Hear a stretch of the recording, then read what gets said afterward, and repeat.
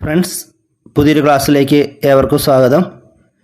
ഇന്നത്തെ ക്ലാസ്സിൽ നമ്മൾ SCERT സ്കൂൾ പാഠപുസ്തകങ്ങളിൽ നിന്നും തിരഞ്ഞെടുത്ത ചോദ്യങ്ങളാണ് പഠിക്കാൻ പോകുന്നത്. നമുക്ക് ആരംഭിക്കാം.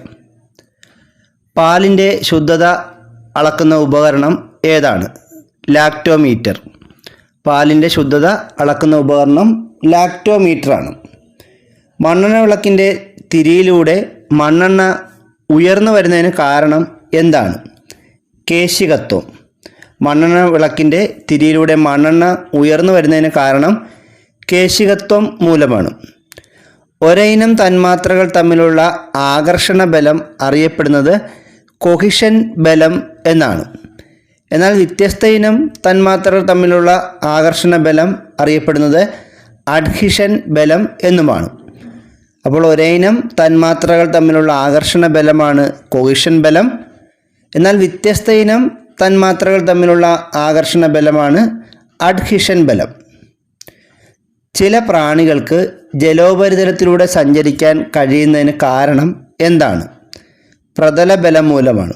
ചില പ്രാണികൾക്ക് ജലോപരിതലത്തിലൂടെ സഞ്ചരിക്കാൻ കഴിയുന്നതിന് കാരണം പ്രതലബലം മൂലമാണ്. ദ്രാവക ഉപരിതലത്തിൽ ബ്ലേഡ് പൊങ്ങിക്കിടക്കാനുള്ള കാരണം എന്താണ്? പ്രതലബലം മൂലമാണ്. ദ്രാവക ഉപരിതലത്തിൽ ബ്ലേഡ് പൊങ്ങിക്കിടക്കാൻ കാരണം പ്രതലബലം മൂലമാണ്. ചോക്ക് ഉപയോഗിച്ച് മഷി ഒപ്പിയെടുക്കാൻ സാധിക്കുന്നത് എന്തുമൂലമാണ്?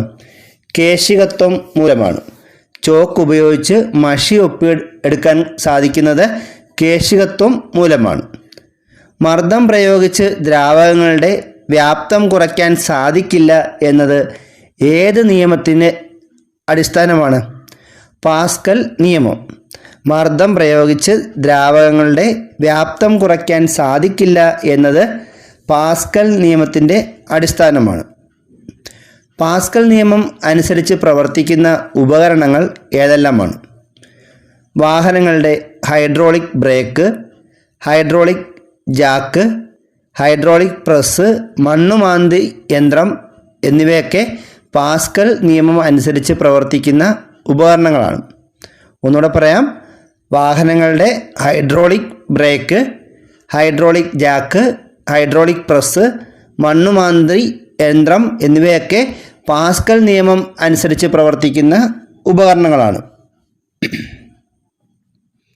വസ്തുക്കളുടെ ചെറിയ പ്രതിബിംബം ലഭിക്കാൻ ഉപയോഗിക്കുന്ന ദർപ്പണം ഏതാണ്? കോൺവെക്സ് ദർപ്പണം. വസ്തുക്കളുടെ ചെറിയ പ്രതിബിംബം ലഭിക്കാൻ ഉപയോഗിക്കുന്ന ദർപ്പണം കോൺവെക്സ് ദർപ്പണമാണ്. വസ്തുക്കളുടെ വലിയ പ്രതിബിംബം ലഭിക്കുവാൻ ഉപയോഗിക്കുന്ന ദർപ്പണം ഏതാണ്? കോൺകേവ് ദർപ്പണമാണ്. അപ്പോൾ വസ്തുക്കളുടെ ചെറിയ പ്രതിബിംബം ലഭിക്കാൻ ഉപയോഗിക്കുന്ന ദർപ്പണം കോൺവെക്സ് ദർപ്പണവും വലിയ പ്രതിബിംബം ലഭിക്കാൻ ഉപയോഗിക്കുന്ന ദർപ്പണം കോൺകേവ് മിററുമാണ്. ഇനി വസ്തുവിന് സമാനമായ പ്രതിബിംബം ലഭിക്കാൻ ഉപയോഗിക്കുന്ന ദർപ്പണം ഏതാണ്? സമതല ദർപ്പണം. വസ്തുവിന് സമാനമായ പ്രതിബിംബം ലഭിക്കാൻ ഉപയോഗിക്കുന്ന ദർപ്പണമാണ് സമതല ദർപ്പണം. നമ്മുടെ വീടുകളിലൊക്കെ ഉപയോഗിക്കുന്നത് സമതല ദർപ്പണമാണ്.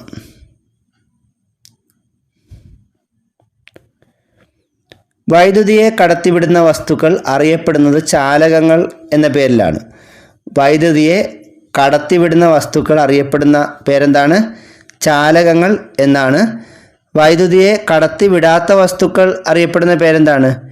ഇൻസുലേറ്റർ എന്നുമാണ്. ഇപ്പോൾ ചാലകങ്ങളുടെ ഉദാഹരണം നമുക്കറിയാം. വെള്ളി, അതുപോലെ അലുമിനിയം, ഇതൊക്കെ ഇരുമ്പ്, ഇതെല്ലാം ഈ ചാലകങ്ങൾക്ക് ഉദാഹരണമാണ്. അതുപോലെ തന്നെ ഇൻസുലേറ്റർ, റബ്ബറൊക്കെ ഇൻസുലേറ്ററിനും ഉദാഹരണമാണ്. വൈദ്യുതിയെ കടത്തിവിടാത്തതാണ് റബ്ബർ, പ്ലാസ്റ്റിക് എന്നിവയൊക്കെ. ഇനി മഴവില്ല് ഉണ്ടാകുന്നതിനുള്ള കാരണം എന്താണ്? പ്രകീർണനമാണ്. പ്രകീർണനം എന്ന പ്രകാശത്തിൻ്റെ പ്രതിഭാസം മൂലമാണ് മഴവില്ലുണ്ടാകുന്നത്. മഴവില്ലുണ്ടാകുന്നതിന് കാരണം പ്രകീർണനമാണ്. പ്രകാശം അതിൻ്റെ ഘടകവർണ്ണങ്ങളായി മാറുന്ന പ്രതിഭാസം അറിയപ്പെടുന്ന പേരെന്താണ്? പ്രകീർണനം. പ്രകാശം അതിൻ്റെ ഘടകവർണ്ണങ്ങളായി മാറുന്ന പ്രതിഭാസമാണ് പ്രകീർണനം. കൃത്രിമ കാന്തം നിർമ്മിക്കാൻ ഉപയോഗിക്കുന്ന ലോഹസങ്കരം ഏതാണ്? അൽനിക്കോ. കൃത്രിമ കാന്തം നിർമ്മിക്കാൻ ഉപയോഗിക്കുന്ന ലോഹസങ്കരമാണ് അൽനിക്കോ. സ്വതന്ത്രമായി ചലിക്കുന്ന ബാർ കാന്തം എപ്പോഴും ഏത് ദിശയിലാണ് നിൽക്കുന്നത്? തെക്ക് വടക്ക് ദിശയിൽ. സ്വതന്ത്രമായി ചലിക്കുന്ന ബാർ കാന്തം എപ്പോഴും ഏത് ദിശയിലാണ് നിൽക്കുന്നത്? തെക്ക് വടക്ക് ദിശയിലായിരിക്കും നിൽക്കുന്നത്. കാന്തത്തിൻ്റെ സജാതീയ ധ്രുവങ്ങൾ വികർഷിക്കുന്നു, അതുപോലെ കാന്തത്തിൻ്റെ വിജാതീയ ധ്രുവങ്ങൾ ആകർഷിക്കുകയും ചെയ്യുന്നു. ഒരു കാന്തത്തിൻ്റെ സജാതീയ ധ്രുവങ്ങൾ വികർഷിക്കുന്നു, അതുപോലെ കാന്തത്തിൻ്റെ വിജാതീയ ധ്രുവങ്ങൾ എപ്പോഴും ആകർഷിക്കുകയും ചെയ്യുന്നു. ആകർഷിക്കുന്നത്, ഒരുമിച്ച് മുട്ടുന്നത് വിജാതീയ ധ്രുവങ്ങളാണ്. ചക്രങ്ങളില്ലാതെ തന്നെ പാളത്തിന് മുകളിലൂടെ പാഞ്ഞു പോകുന്ന ട്രെയിനുകളാണ് മാഗ്ലെവ് ട്രെയിനുകൾ. ഇതിൻ്റെ പൂർണ്ണമായൊരു പേര് അല്ലെങ്കിൽ മറ്റൊരു പേര് മാഗ്നറ്റിക് ലെവിറ്റേഷൻ ട്രെയിനുകൾ എന്നാണ്. ചക്രങ്ങളില്ലാതെ തന്നെ പാളത്തിന് മുകളിലൂടെ പാഞ്ഞു പോകുന്ന ഒരു തരം ട്രെയിനാണ് മാഗ്ലെവ് ട്രെയിന് അല്ലെങ്കിൽ മാഗ്നറ്റിക് ലെവിറ്റേഷൻ ട്രെയിനുകൾ. ഒപ്റ്റിക്കൽ ഫൈബർ നിർമ്മിച്ചതിന് ശേഷം ആദ്യമായി പ്രയോജനപ്പെടുത്തിയത് മെഡിക്കൽ രംഗത്ത് ഒരു ഉപകരണം നിർമ്മിക്കാൻ വേണ്ടിയാണ്. എന്തിൻ്റെ ഉപകരണമാണ്? എൻഡോസ്കോപ്പ്. ഒപ്റ്റിക്കൽ ഫൈബർ നിർമ്മിച്ചതിന് ശേഷം അത് ആദ്യമായി പ്രയോജനപ്പെടുത്തിയത് എൻഡോസ്കോപ്പ് എന്ന മെഡിക്കൽ രംഗത്തെ ഉപകരണം നിർമ്മിക്കാനാണ്. ഒപ്റ്റിക്കൽ ഫൈബർ കേബിളിൻ്റെ പ്രവർത്തന തത്വം എന്താണ്? പൂർണ്ണാന്തര പ്രതിഫലനം. ഒപ്റ്റിക്കൽ ഫൈബർ കേബിളിൻ്റെ പ്രവർത്തന തത്വം പൂർണ്ണാന്തര പ്രതിപതനമാണ്. ഒപ്റ്റിക്കൽ ഫൈബർ കേബിളിൻ്റെ ഉപയോഗങ്ങൾ എന്തൊക്കെയാണ്? രോഗനിർണയം, ശരീരത്തിൽ മരുന്നിൻ്റെ പ്രവർത്തനം അറിയാൻ, പിന്നെ വാർത്താവിനിമയ രംഗത്തും ഒപ്റ്റിക്കൽ ഫൈബർ കേബിൾ ഉപയോഗിക്കുന്നുണ്ട്. അപ്പോൾ ഒപ്റ്റിക്കൽ ഫൈബർ കേബിൾ ഉപയോഗിക്കുന്നത് എവിടെയൊക്കെയാണ്? മെഡിക്കൽ ഫീൽഡിൽ രോഗനിർണയം നടത്താനും അതുപോലെ ശരീരത്തിൽ മരുന്നിൻ്റെ പ്രവർത്തനം അറിയാനും ഒപ്റ്റിക്കൽ ഫൈബർ കേബിൾ ഉപയോഗിക്കുന്നു. അതുപോലെ തന്നെ വാർത്താവിനിമയ രംഗത്തും ഒപ്റ്റിക്കൽ ഫൈബർ കേബിൾ ഉപയോഗിക്കുന്നുണ്ട്. കാറ്റിൻ്റെ രാജ്യം എന്നറിയപ്പെടുന്ന ഏത് രാജ്യമാണ്? ഡെൻമാർക്കാണ്. കാറ്റിൻ്റെ രാജ്യം എന്നറിയപ്പെടുന്നത് ഡെൻമാർക്കാണ്. കാറ്റുപയോഗിച്ച് വൈദ്യുതി നിർമ്മിക്കുന്ന രാജ്യങ്ങളിൽ ഒന്നാം സ്ഥാനം ഏത് രാജ്യത്തിനാണ്? ജർമ്മനി. കാറ്റുപയോഗിച്ച് വൈദ്യുതി നിർമ്മിക്കുന്ന രാജ്യങ്ങളിൽ ഒന്നാം സ്ഥാനം ജർമ്മനിയാണ്. കാറ്റുപയോഗിച്ച് വൈദ്യുതി നിർമ്മിക്കുന്ന രാജ്യങ്ങളിൽ ഇന്ത്യയുടെ സ്ഥാനം എത്രയാണ്? 5. കാറ്റുപയോഗിച്ച് വൈദ്യുതി ഉൽപ്പാദിപ്പിക്കുന്ന രാജ്യങ്ങളിൽ ഇന്ത്യയുടെ സ്ഥാനം 5ാമതാണ്. സൗരോർജം ഉപയോഗിച്ച് വൈദ്യുതി ഉൽപ്പാദിപ്പിക്കുന്ന പവർ പ്ലാന്റിൽ ഉപയോഗിക്കുന്ന റിഫ്ലക്ടർ ഏതാണ്? Concave reflector. സൗരോർജം ഉപയോഗിച്ച് വൈദ്യുതി ഉൽപ്പാദിപ്പിക്കുന്ന പവർ പ്ലാന്റിൽ ഉപയോഗിക്കുന്ന റിഫ്ലക്ടറാണ് കോൺകേവ് റിഫ്ലക്ടർ. ഏറ്റവും കൂടുതൽ സോളാർ തെർമൽ പവർ പ്ലാന്റ് സ്ഥിതി ചെയ്യുന്ന സംസ്ഥാനം ഏതാണ്? രാജസ്ഥാൻ. ഏറ്റവും കൂടുതൽ സോളാർ തെർമൽ പവർ പ്ലാന്റ് സ്ഥിതി ചെയ്യുന്ന ഇന്ത്യൻ സംസ്ഥാനം രാജസ്ഥാനാണ്. കേരളത്തിൽ കാറ്റിൽ നിന്ന് വൈദ്യുതി ഉൽപ്പാദിപ്പിക്കുന്ന സ്ഥലങ്ങൾ ഏതൊക്കെയാണ്? കഞ്ചിക്കോടും രാമക്കൽമേടും. കേരളത്തിൽ കാറ്റിൽ നിന്നും വൈദ്യുതി ഉൽപ്പാദിപ്പിക്കുന്ന പ്രധാനപ്പെട്ട 2 സ്ഥലങ്ങൾ കഞ്ചിക്കോടും രാമക്കൽമേടുമാണ്. ഇതിൽ കഞ്ചിക്കോട് ഏത് ജില്ലയിലാണ്? പാലക്കാടും. രാമക്കൽമേട് ഇടുക്കി ജില്ലയിലുമാണ്. ന്യൂക്ലിയർ റിയാക്ടറിൽ ഇന്ധനമായി ഉപയോഗിക്കുന്നത് എന്താണ്? സമ്പുഷ്ട യുറേനിയം. ന്യൂക്ലിയർ റിയാക്ടറിൽ ഇന്ധനമായി ഉപയോഗിക്കുന്നത് സമ്പുഷ്ട യുറേനിയമാണ്. ആണവ ദുരന്ത സാധ്യതയുള്ള സ്ഥലങ്ങളിലെ ആളുകൾക്ക് കഴിക്കാൻ നൽകുന്ന ഗുളിക ഏതാണ്? Potassium cyanide. ആണവ ദുരന്ത സാധ്യതയുള്ള സ്ഥലങ്ങളിലെ ആളുകൾക്ക് കഴിക്കാൻ നൽകുന്ന ഗുളിക പൊട്ടാസ്യം അയഡൈഡ് ഗുളികളാണ്. അതുപോലെ ആണവ ദുരന്ത സാധ്യതയുള്ള മേഖലകളിലെ ജനങ്ങളുടെ ആഹാര പദാർത്ഥത്തിൽ അടങ്ങിയിരിക്കേണ്ട പ്രധാന ഘടകം എന്താണ്? അയഡിനാണ്. ആണവ ദുരന്ത സാധ്യതയുള്ള മേഖലകളിലെ ജനങ്ങളുടെ ആഹാര പദാർത്ഥത്തിൽ അടങ്ങിയിരിക്കേണ്ട പ്രധാന ഘടകം അയഡിനാണ്. ഇന്ത്യയിലെ പ്രധാന ന്യൂക്ലിയർ പവർ സ്റ്റേഷനുകൾ ഏതെല്ലാമാണ്? താരാപൂർ, കൽപ്പാക്കം, കോട്ട, കൂടംകുളം എന്നിവയൊക്കെയാണ് ഇന്ത്യയിലെ പ്രധാന ന്യൂക്ലിയർ പവർ സ്റ്റേഷനുകൾ. അപ്പോൾ ഇന്ത്യയിലെ പ്രധാന ന്യൂക്ലിയർ പവർ സ്റ്റേഷനുകൾ ഏതൊക്കെയാണ്? താരാപൂർ, കൽപ്പാക്കം, കോട്ട, കൂടംകുളം എന്നിവയാണ്. ഗ്രാമീണ മേഖലയിലുള്ള 18 വയസ്സ് പൂർത്തിയായവർക്ക് 100 ദിവസത്തെ തൊഴിൽ ഉറപ്പാക്കുന്ന പദ്ധതിയാണ് മഹാത്മാഗാന്ധി ഗ്രാമീണ തൊഴിലുറപ്പ് പദ്ധതി. ഗ്രാമീണ മേഖലയിലുള്ള 18 വയസ്സ് പൂർത്തിയായവർക്ക് വർഷത്തിൽ 100 ദിവസത്തെ തൊഴിൽ ഉറപ്പാക്കുന്ന കേന്ദ്ര സർക്കാരിൻ്റെ ഒരു പദ്ധതിയാണ് മഹാത്മാഗാന്ധി ഗ്രാമീണ തൊഴിലുറപ്പ് പദ്ധതി. സ്വന്തമായി വരുമാനമില്ലാത്ത 65 വയസ്സിന് മേൽ പ്രായമുള്ളവർക്ക് മാസം 10 കിലോ അരി സൗജന്യമായി നൽകുന്ന പദ്ധതി ഏതാണ്? അന്നപൂർണ. സ്വന്തമായി വരുമാനമില്ലാത്ത 65 വയസ്സിന് മേൽ പ്രായമുള്ളവർക്ക് മാസം 10 കിലോ അരി സൗജന്യമായി നൽകുന്ന പദ്ധതിയാണ് അന്നപൂർണ.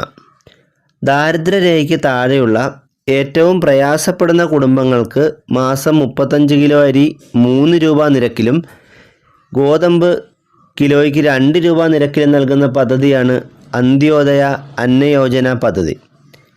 AAY എന്ന് പറയും.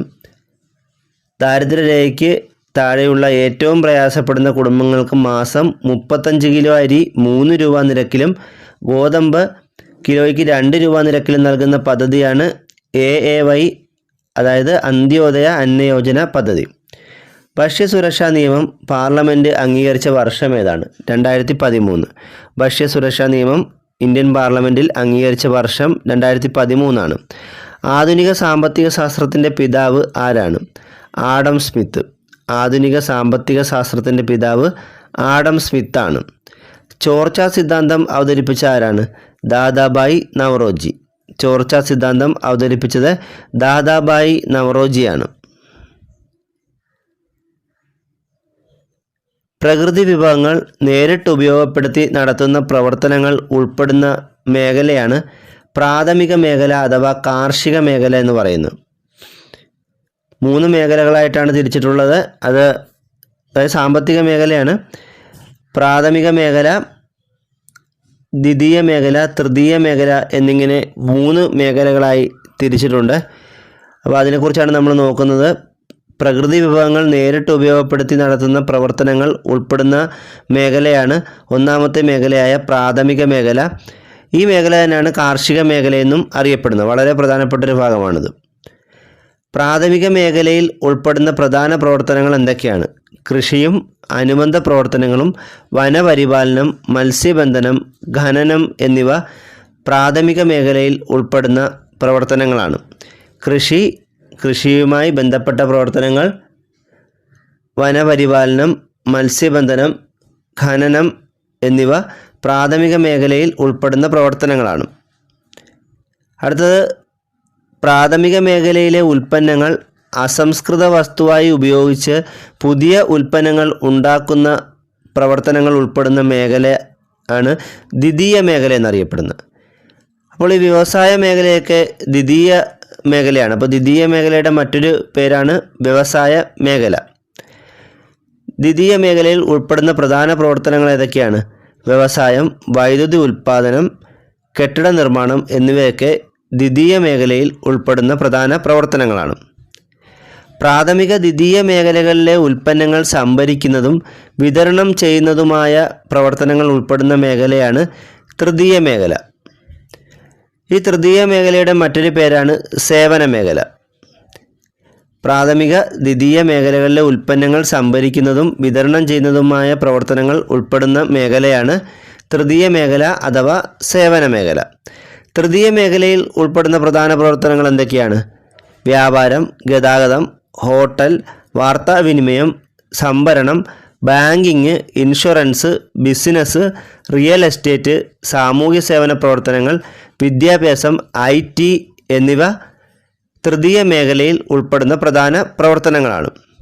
അപ്പോൾ സാമ്പത്തിക മേഖലയെ 3ആയി തിരിച്ചിരിക്കുന്നു: പ്രാഥമിക മേഖലയെന്നും ദ്വിതീയ മേഖലയെന്നും തൃതീയ മേഖലയെന്നും. പ്രാഥമിക മേഖലയാണ് കാർഷിക മേഖല എന്നറിയപ്പെടുന്നത്. ദ്വിതീയ മേഖല വ്യവസായ മേഖലയെന്നും അറിയപ്പെടുന്നു. തൃതീയ മേഖല സേവന മേഖലയെന്നും അറിയപ്പെടുന്നു. ഇനി ഇതിലേറ്റവും പ്രധാനപ്പെട്ടത് ഈ മേഖലകളിൽ ഉൾപ്പെടുന്ന പ്രവർത്തനങ്ങളാണ്. പ്രാഥമിക മേഖലയിൽ ഉൾപ്പെടുന്ന പ്രവർത്തനങ്ങൾ കൃഷിയും അനുബന്ധ പ്രവർത്തനങ്ങളും വനപരിപാലനം, മത്സ്യബന്ധനം, ഖനനം എന്നിവയാണ്. ദ്വിതീയ മേഖല അഥവാ വ്യാവസായിക മേഖലയിൽ ഉൾപ്പെടുന്ന പ്രവർത്തനങ്ങൾ വ്യവസായം, വൈദ്യുതി ഉൽപ്പാദനം, കെട്ടിട നിർമ്മാണം എന്നിവയാണ്. തൃതീയ മേഖലയിൽ ഉൾപ്പെടുന്ന പ്രവർത്തനങ്ങൾ വ്യാപാരം, ഗതാഗതം, ഹോട്ടൽ, വാർത്താവിനിമയം, സംഭരണം, banking, insurance, business, real estate, സാമൂഹ്യ സേവന പ്രവർത്തനങ്ങൾ, വിദ്യാഭ്യാസം, IT എന്നിവയാണ്. ഗ്രഹചലന നിയമങ്ങൾ ആവിഷ്കരിച്ചത് ആരാണ്? Johannes Kepler. ഗ്രഹചലന നിയമങ്ങൾ ആവിഷ്കരിച്ചത് ജോഹന്നാസ് കെപ്ലറാണ്. മാവിൻ്റെ കൊമ്പ് കുലുങ്ങുമ്പോൾ അത് ചലിക്കാൻ തുടങ്ങുന്ന അവസരത്തിൽ മാങ്ങ അടർന്നു വീഴുന്നതിന് കാരണം എന്താണ്? നിശ്ചല ജഡത്വം. മാവിൻ്റെ കൊമ്പ് നമ്മൾ കുലുക്കുമ്പോൾ അത് ചലിക്കാൻ തുടങ്ങുന്ന സമയത്ത് മാങ്ങ അടർന്നു വീഴുന്നതിനുള്ള കാരണം നിശ്ചല ജഡത്വമാണ്. പ്രകൃതിവാതകത്തിലെ മുഖ്യ ഘടകം എന്താണ്? മീഥെയ്നാണ്. പ്രകൃതിവാതകത്തിലെ മുഖ്യ ഘടകം മീഥെയ്നാണ്. ഇന്ധനങ്ങളുടെ ജ്വലനത്തിന് സഹായിക്കുന്ന വാതകം ഏതാണ്? ഓക്സിജൻ. നമുക്കറിയാവുന്നതാണ്, കത്താൻ സഹായിക്കുന്ന വാതകം ഓക്സിജൻ ആണ്, നമ്മൾ പഠിച്ചിട്ടുള്ളതാണ്. തീ അണയ്ക്കാൻ സഹായിക്കുന്നത് കാർബൺ ഡൈ ഓക്സൈഡുമാണ്. അപ്പോൾ ജ്വലനത്തിന് സഹായിക്കുന്ന വാതകം ഓക്സിജനാണ്. ചുവപ്പ് വർണ്ണം ദൃഷ്ടിരേഖയുമായി ഉണ്ടാക്കുന്ന കോണിൻ്റെ അളവ് എത്രയാണ്? 42.7 ഡിഗ്രിയാണ്. ചുവപ്പ് വർണ്ണം ദൃഷ്ടിരേഖയുമായി ഉണ്ടാക്കുന്ന കോൺ 42.7 ഡിഗ്രിയാണ്. വയലറ്റ് വർണ്ണം ദൃഷ്ടിരേഖയുമായി ഉണ്ടാക്കുന്ന കോണിൻ്റെ അളവ് എത്രയാണ്? 40.8 ഡിഗ്രിയാണ്. വയലറ്റ് വർണ്ണം ദൃഷ്ടിരേഖയുമായി ഉണ്ടാക്കുന്ന കോൺ 40.8 ഡിഗ്രിയാണ്. മഴവില്ലിൻ്റെ പുറംവക്കിൽ കാണപ്പെടുന്ന വർണ്ണം ഏതാണ്? ചുവപ്പ്. മഴവില്ലിൻ്റെ പുറംവക്കിൽ കാണപ്പെടുന്ന വർണ്ണം ചുവപ്പും മഴവില്ലിൻ്റെ അകവശത്ത് കാണപ്പെടുന്ന നിറം വയലറ്റുമാണ്. പ്രാഥമിക വർണ്ണങ്ങൾ ഏതൊക്കെയാണ്? പച്ച, നീല, ചുവപ്പ് എന്നിവയാണ് പ്രാഥമിക വർണ്ണങ്ങൾ. പ്രാഥമിക വർണ്ണങ്ങൾ ഏതൊക്കെയാണ്? പച്ച, നീല, ചുവപ്പ്. മറ്റു വർണ്ണങ്ങൾ ചേർന്ന് നിർമ്മിക്കാൻ കഴിയാത്ത വർണ്ണങ്ങളാണ് പ്രാഥമിക വർണ്ണങ്ങൾ. പ്രാഥമിക വർണ്ണങ്ങൾ ചേർന്നുണ്ടാകുന്ന വർണ്ണങ്ങൾ അറിയപ്പെടുന്ന പേരെന്താണ്? ദ്വിതീയ വർണ്ണങ്ങൾ എന്നാണ്. പ്രാഥമിക വർണ്ണങ്ങൾ ചേർന്നുണ്ടാകുന്ന നിറങ്ങളാണ് ഈ ദ്വിതീയ വർണ്ണങ്ങൾ. ദ്വിതീയ വർണ്ണങ്ങൾക്ക് ഉദാഹരണം ഏതൊക്കെയാണ്? മഞ്ഞ, സിയാൻ, മജന്ത എന്നിവയാണ് ദ്വിതീയ വർണ്ണങ്ങൾക്ക് ഉദാഹരണങ്ങൾ. ദ്വിതീയ വർണ്ണങ്ങൾക്ക് ഉദാഹരണങ്ങൾ മഞ്ഞ, സിയാൻ, മജന്ത എന്നിവയാണ്. ഇതിൽ മഞ്ഞ നിറം ഏതൊക്കെ പ്രാഥമിക വർണ്ണങ്ങൾ ചേർന്നുണ്ടായതാണ്? ചുവപ്പും പച്ചയും. അപ്പോൾ പ്രാഥമിക വർണ്ണങ്ങൾ ചേർന്നാണ് ഈ ദ്വിതീയ വർണ്ണങ്ങൾ ഉണ്ടാകുന്നതെന്ന് നമ്മൾ പറഞ്ഞു. അപ്പോൾ ദ്വിതീയ വർണ്ണമായ മഞ്ഞ നിറം ഉണ്ടായിരിക്കുന്ന ഏതൊക്കെ പ്രാഥമിക വർണ്ണങ്ങൾ ചേർന്നാണ്? ചുവപ്പും പച്ചയും ചേർന്ന് മഞ്ഞയുണ്ടാകുന്നു. ചുവപ്പും പച്ചയും ചേർന്ന് മഞ്ഞ നിറം ഉണ്ടാകുന്നു. പച്ചയും നീലയും ചേർന്നാണ് സിയാൻ നിറം ഉണ്ടാകുന്നത്. പച്ചയും നീലയും ചേർന്ന് സിയാൻ. നീലയും ചുവപ്പും ചേർന്ന് ഉണ്ടാകുന്ന ദ്വിതീയ വർണ്ണമാണ് മജന്ത. നീലയും ചുവപ്പും ചേർന്നാണ് മജന്ത നിറം ഉണ്ടാകുന്നത്. 3 പ്രാഥമിക വർണ്ണങ്ങളും സംയോജിക്കുമ്പോൾ ലഭിക്കുന്ന നിറമാണ് ധവളപ്രകാശം എന്നറിയപ്പെടുന്നത്. അത് വെള്ള നിറമാണ്. 3 പ്രാഥമിക വർണ്ണങ്ങളും സംയോജിക്കുമ്പോൾ ലഭിക്കുന്ന നിറം ധവളപ്രകാശം എന്നാണ് അറിയപ്പെടുന്നത്. ഒരു ദൃശ്യാനുഭവം നമ്മുടെ റെറ്റിനയിൽ 0.0625 സെക്കൻഡ് അല്ലെങ്കിൽ 16 സെക്കൻഡ് സമയത്തേക്ക് തങ്ങി നിൽക്കുന്ന പ്രതിഭാസം അറിയപ്പെടുന്ന പേരെന്താണ്? വീക്ഷണ സ്ഥിരത. ഒരു ദൃശ്യാനുഭവം നമ്മുടെ റെറ്റിനയിൽ 16 സെക്കൻഡ് സമയത്തേക്ക് തങ്ങി നിൽക്കുന്ന പ്രതിഭാസമാണ് വീക്ഷണ സ്ഥിരത. കൃത്രിമ പേസ് മേക്കർ കണ്ടുപിടിച്ചത് ആരാണ്? Wilson great batch. കൃത്രിമ പേസ് മേക്കർ കണ്ടുപിടിച്ചത് വിൽസൺ ഗ്രേറ്റ് ബാച്ച് ആണ്. മനുഷ്യൻ്റെ ഹൃദയത്തിലെ അറകളുടെ എണ്ണം എത്രയാണ്? 4. മനുഷ്യൻ്റെ ഹൃദയത്തിലെ അറകളുടെ എണ്ണം 4 ആണ്. മനുഷ്യഹൃദയത്തിലെ മുകളിലത്തെ 2 അറകളാണ് ഏട്രിയം അഥവാ ഓറിക്കിളുകൾ.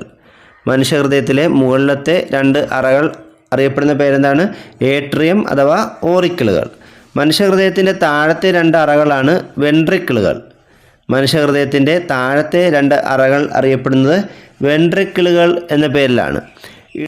ഇടത് ഏട്രിയത്തിനും ഇടത് വെൻട്രിക്കിളിനും ഇടയിൽ സ്ഥിതി ചെയ്യുന്ന വാൽവ് ഏതാണ്? ബൈകസ്പിഡ് വാൽവാണ്. ഇടത് ഏട്രിയത്തിനും ഇടത് വെൻട്രിക്കിളിനും ഇടയിൽ സ്ഥിതി ചെയ്യുന്ന വാൽവ് ബൈകസ്പിഡ് വാൽവാണ്. വലത് ഏട്രിയത്തിനും വലത് വെൻട്രിക്കിളിനും ഇടയിൽ സ്ഥിതി ചെയ്യുന്ന വാൽവ് ഏതാണ്? ട്രൈകസ്പിഡ് വാൽവാണ്. വലത് ഏട്രിയത്തിനും വലത് വെൻട്രിക്കിളിനും ഇടയിൽ സ്ഥിതി ചെയ്യുന്ന വാൽവ് ട്രൈകസ്പിഡ് വാൽവാണ്. മനുഷ്യ ശരീരത്തിലെ ഉപാപചയ പ്രവർത്തനങ്ങളുടെ കേന്ദ്രം ഏത് അവയവമാണ്? കരളാണ്. മനുഷ്യ ശരീരത്തിലെ ഉപാപചയ പ്രവർത്തനങ്ങളുടെ കേന്ദ്രം കരളാണ്. മനുഷ്യ ശരീരത്തിൽ പ്രതിരോധ വ്യവസ്ഥയിലെ ഏറ്റവും വലിയ അവയവം ഏതാണ്? പ്ലീഹ. മനുഷ്യ ശരീരത്തിൽ പ്രതിരോധ വ്യവസ്ഥയിലെ ഏറ്റവും വലിയ അവയവം പ്ലീഹയാണ്. പ്ലീഹയുടെ നിറം എന്താണ്? പർപ്പിൾ നിറം. പ്ലീഹയുടെ നിറം പർപ്പിൾ നിറമാണ്. തൈറോക്സിൻ്റെ ഉൽപ്പാദനത്തിന് ആവശ്യമായ മൂലകം ഏതാണ്? അയഡിൻ. തൈറോക്സിൻ്റെ ഉൽപ്പാദനത്തിന് ആവശ്യമായ മൂലകം അയഡിനാണ്. രക്തത്തിലെ കാൽസ്യത്തിൻ്റെ സാധാരണ അളവ് എത്രയാണ്? 9 മുതൽ 11 വരെ മില്ലിഗ്രാം 100 മില്ലിലിറ്റർ രക്തത്തിൽ. അപ്പോൾ രക്തത്തിലെ കാൽസ്യത്തിൻ്റെ സാധാരണ അളവ് 100 മില്ലിലിറ്റർ രക്തത്തിൽ 9നും 11നും ഇടയ്ക്ക് മില്ലിഗ്രാം കാൽസ്യമാണ് ഉള്ളത്. മുലപ്പാൽ ചുരത്താൻ സഹായിക്കുന്ന ഹോർമോൺ ഏതാണ്? ഓക്സിറ്റോസിനാണ്. മുലപ്പാൽ ചുരത്താൻ സഹായിക്കുന്ന ഹോർമോൺ ഓക്സിറ്റോസിനാണ്. വൃക്കയിലെ ജലത്തിൻ്റെ പുനരാകിരണത്തിന് സഹായിക്കുന്ന ഹോർമോൺ ഏതാണ്? വാസോപ്രസിൻ. വൃക്കയിലെ ജലത്തിൻ്റെ പുനരാകിരണത്തിന് സഹായിക്കുന്ന ഹോർമോൺ വാസോപ്രസിനാണ്. കേരളത്തിലെ ഏറ്റവും കൂടുതൽ ഭൂമി കാർഷിക ആവശ്യത്തിന് ഉപയോഗിക്കുന്ന ജില്ല ഏതാണ്? പാലക്കാട്. കേരളത്തിലെ ഏറ്റവും കൂടുതൽ ഭൂമി കാർഷിക ആവശ്യത്തിന് ഉപയോഗിക്കുന്ന ജില്ല പാലക്കാടാണ്. മോൺസ് പ്രക്രിയ ഏത് ലോഹത്തെ വേർതിരിക്കാൻ ഉപയോഗിക്കുന്നതാണ്? നിക്കൽ. നിക്കൽ എന്ന ലോഹത്തെ വേർതിരിക്കാൻ ഉപയോഗിക്കുന്ന ആ പ്രക്രിയ അറിയപ്പെടുന്ന പേരാണ് മോൺസ് പ്രക്രിയ. അന്നജം അയഡിൻ ലായനിയുമായി പ്രവർത്തിക്കുമ്പോൾ ഉണ്ടാകുന്ന നിറം ഏതാണ്? കടും നീല നിറം. അന്നജം അയഡിൻ ലായനിയുമായി പ്രവർത്തിക്കുമ്പോൾ ഉണ്ടാകുന്ന നിറമാണ് കടും നീല നിറം. യൂണിവേഴ്സൽ ഫൈബർ എന്നറിയപ്പെടുന്നത് എന്താണ്? പരുത്തി. യൂണിവേഴ്സൽ ഫൈബർ എന്നറിയപ്പെടുന്നത് പരുത്തിയാണ്. പരുത്തി കൃഷിക്ക് അനുയോജ്യമായ കാലാവസ്ഥ ഏതാണ്? 20 ഡിഗ്രി സെൽഷ്യസ് മുതൽ 30 ഡിഗ്രി സെൽഷ്യസ് വരെ താപനിലയും ചെറിയ തോതിലുള്ള മഴയും ഉള്ള കാലാവസ്ഥയാണ് ഈ പരുത്തി കൃഷിക്ക് ഏറ്റവും അനുയോജ്യമായ കാലാവസ്ഥ. 20 ഡിഗ്രി സെൽഷ്യസ് മുതൽ 30 ഡിഗ്രി സെൽഷ്യസ് വരെ ഇതിന് ഇടയിൽ ഉള്ള താപനിലയും ചെറിയ തോതിലുള്ള മഴയുമാണ് പരുത്തി കൃഷിക്ക് അനുയോജ്യമായ കാലാവസ്ഥ. പരുത്തി കൃഷിക്ക് അനുയോജ്യമായ മണ്ണ് ഏതാണ്? കറുത്ത മണ്ണ്. പരുത്തി കൃഷിക്ക് അനുയോജ്യമായ മണ്ണ് കറുത്ത മണ്ണാണ്. ഇന്ത്യയിലെ ഏറ്റവും വലിയ കൃഷി അധിഷ്ഠിത വ്യവസായം ഏതാണ്? പരുത്തി തുണി വ്യവസായം. ഇന്ത്യയിലെ ഏറ്റവും വലിയ കൃഷി അധിഷ്ഠിത വ്യവസായം പരുത്തി തുണി വ്യവസായമാണ്. വേല ചെയ്താൽ കൂലി കിട്ടണം എന്ന നിലപാട് ആരുമായി ബന്ധപ്പെട്ടതാണ്? വൈകുണ്ഠസ്വാമികൾ. വേല ചെയ്താൽ കൂലി കിട്ടണം എന്ന് പറഞ്ഞ നവോത്ഥാന നായകൻ വൈകുണ്ഠസ്വാമികളാണ്. ചരിവ് കൂടുതലുള്ള ഭാഗങ്ങളിലെ അശാസ്ത്രീയമായ നിർമ്മാണ പ്രവർത്തനങ്ങൾ എന്തിനുള്ള സാധ്യതയാണ് വർദ്ധിപ്പിക്കുന്നത്? ഉരുൾപൊട്ടൽ. ചരിവ് കൂടുതലുള്ള ഭാഗങ്ങളിലെ അശാസ്ത്രീയമായ നിർമ്മാണ പ്രവർത്തനങ്ങൾ ഉരുൾപൊട്ടൽ ഉണ്ടാകാനുള്ള സാധ്യതയെ വർദ്ധിപ്പിക്കുന്നു. നീല ലിറ്റ്മസിനെ ചുവപ്പാക്കുന്നത് ആസിഡുകളാണ്. ചുവന്ന ലിറ്റ്മസിനെ നീലയാക്കുന്നത് എന്താണ്? ആൽക്കലികളുമാണ്. നീല ലിറ്റ്മസിനെ ചുവപ്പാക്കുന്നത് ആസിഡുകളും ചുവന്ന ലിറ്റ്മസിനെ നീലയാക്കുന്നത് ആൽക്കലികളുമാണ്. കണ്ണുനീരിൻ്റെ pH മൂല്യം എത്രയാണ്? 7.4. കണ്ണുനീരിൻ്റെ pH മൂല്യം 7.4 ആണ്. മഷി, തുകൽ എന്നിവയുടെ നിർമ്മാണത്തിന് ഉപയോഗിക്കുന്ന ആസിഡ് ഏതാണ്? Tannic acid. മഷി, തുകൽ എന്നിവയുടെ നിർമ്മാണത്തിന് ഉപയോഗിക്കുന്ന ആസിഡ് ടാനിക് ആസിഡാണ്. ഒരു വസ്തുവിൻ്റെ സ്വന്തം അക്ഷത്തെ അടിസ്ഥാനമാക്കിയുള്ള ചലനമാണ് ഭ്രമണം. ഒരു വസ്തുവിൻ്റെ സ്വന്തം അക്ഷത്തെ അടിസ്ഥാനമാക്കിയുള്ള ചലനം അറിയപ്പെടുന്ന പേരെന്താണ്? ഭ്രമണം. വൃത്താകാര പാതയിലൂടെയുള്ള ചലനം അറിയപ്പെടുന്നത് വർത്തുള ചലനം എന്ന പേരിലാണ്. വൃത്താകാര പാതയിലൂടെയുള്ള ചലനം അറിയപ്പെടുന്നത് വർത്തുള ചലനം എന്ന പേരിലാണ്.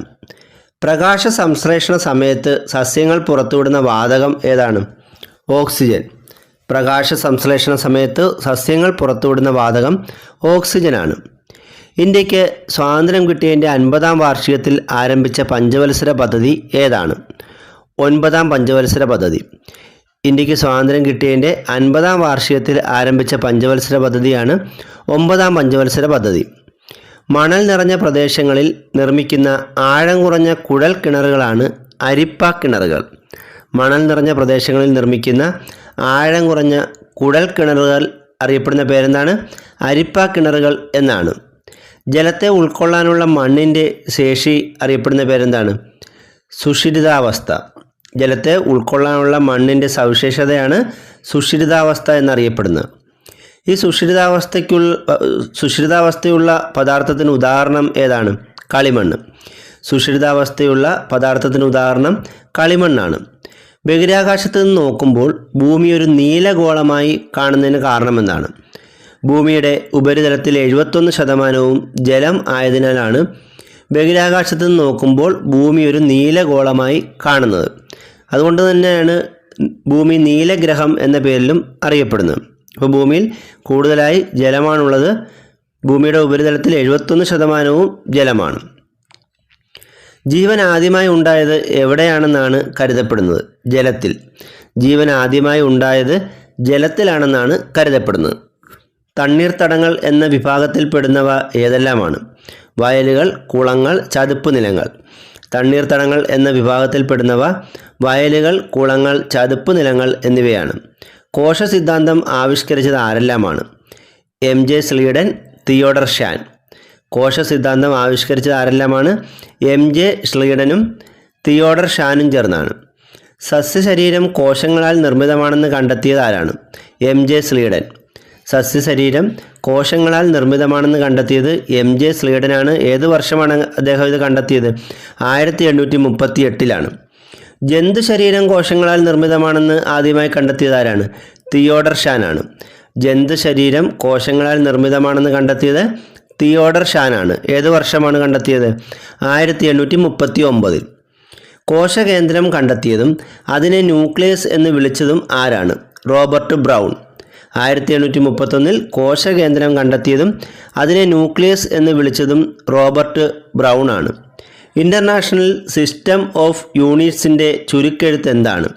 SI units. International system of യൂണിറ്റ്സിൻ്റെ ചുരുക്കെഴുത്താണ് SI യൂണിറ്റ്സ്. സാധാരണ കടൽ ജലത്തിൽ അടങ്ങിയിരിക്കുന്ന ഉപ്പിൻ്റെ അളവ് എത്രയാണ്? 1 ലിറ്റർ കടൽ ജലത്തിൽ 35 ഗ്രാം ഉപ്പാണ് ഉള്ളത്. 1 ലിറ്റർ കടൽ ജലത്തിലെ ഉപ്പിൻ്റെ അളവ് 35 ഗ്രാമാണ്. മൊബൈൽ ബാറ്ററിയിൽ നിന്നും ലഭിക്കുന്ന കറണ്ട് ഏതാണ്? DC, direct current. മൊബൈൽ ബാറ്ററിയിൽ നിന്നും ലഭിക്കുന്ന കറണ്ട് DC ആണ്. കേരളത്തിൽ സമുദ്രനിരപ്പിൽ നിന്നും 75 മീറ്ററിൽ കൂടുതൽ ഉയരത്തിലുള്ള പ്രദേശങ്ങൾ അറിയപ്പെടുന്ന പേരെന്താണ്? മലനാട്. കേരളത്തിൽ സമുദ്രനിരപ്പിൽ നിന്നും 75 മീറ്ററിൽ കൂടുതൽ ഉയരത്തിലുള്ള പ്രദേശങ്ങൾ അറിയപ്പെടുന്നത് മലനാട് എന്ന പേരിലാണ്. കേരളത്തിലെ ഭൂപ്രകൃതിയെ 3ആയി തിരിച്ചിട്ടുണ്ട്. മലനാട്, ഇടനാട്, തീരപ്രദേശം.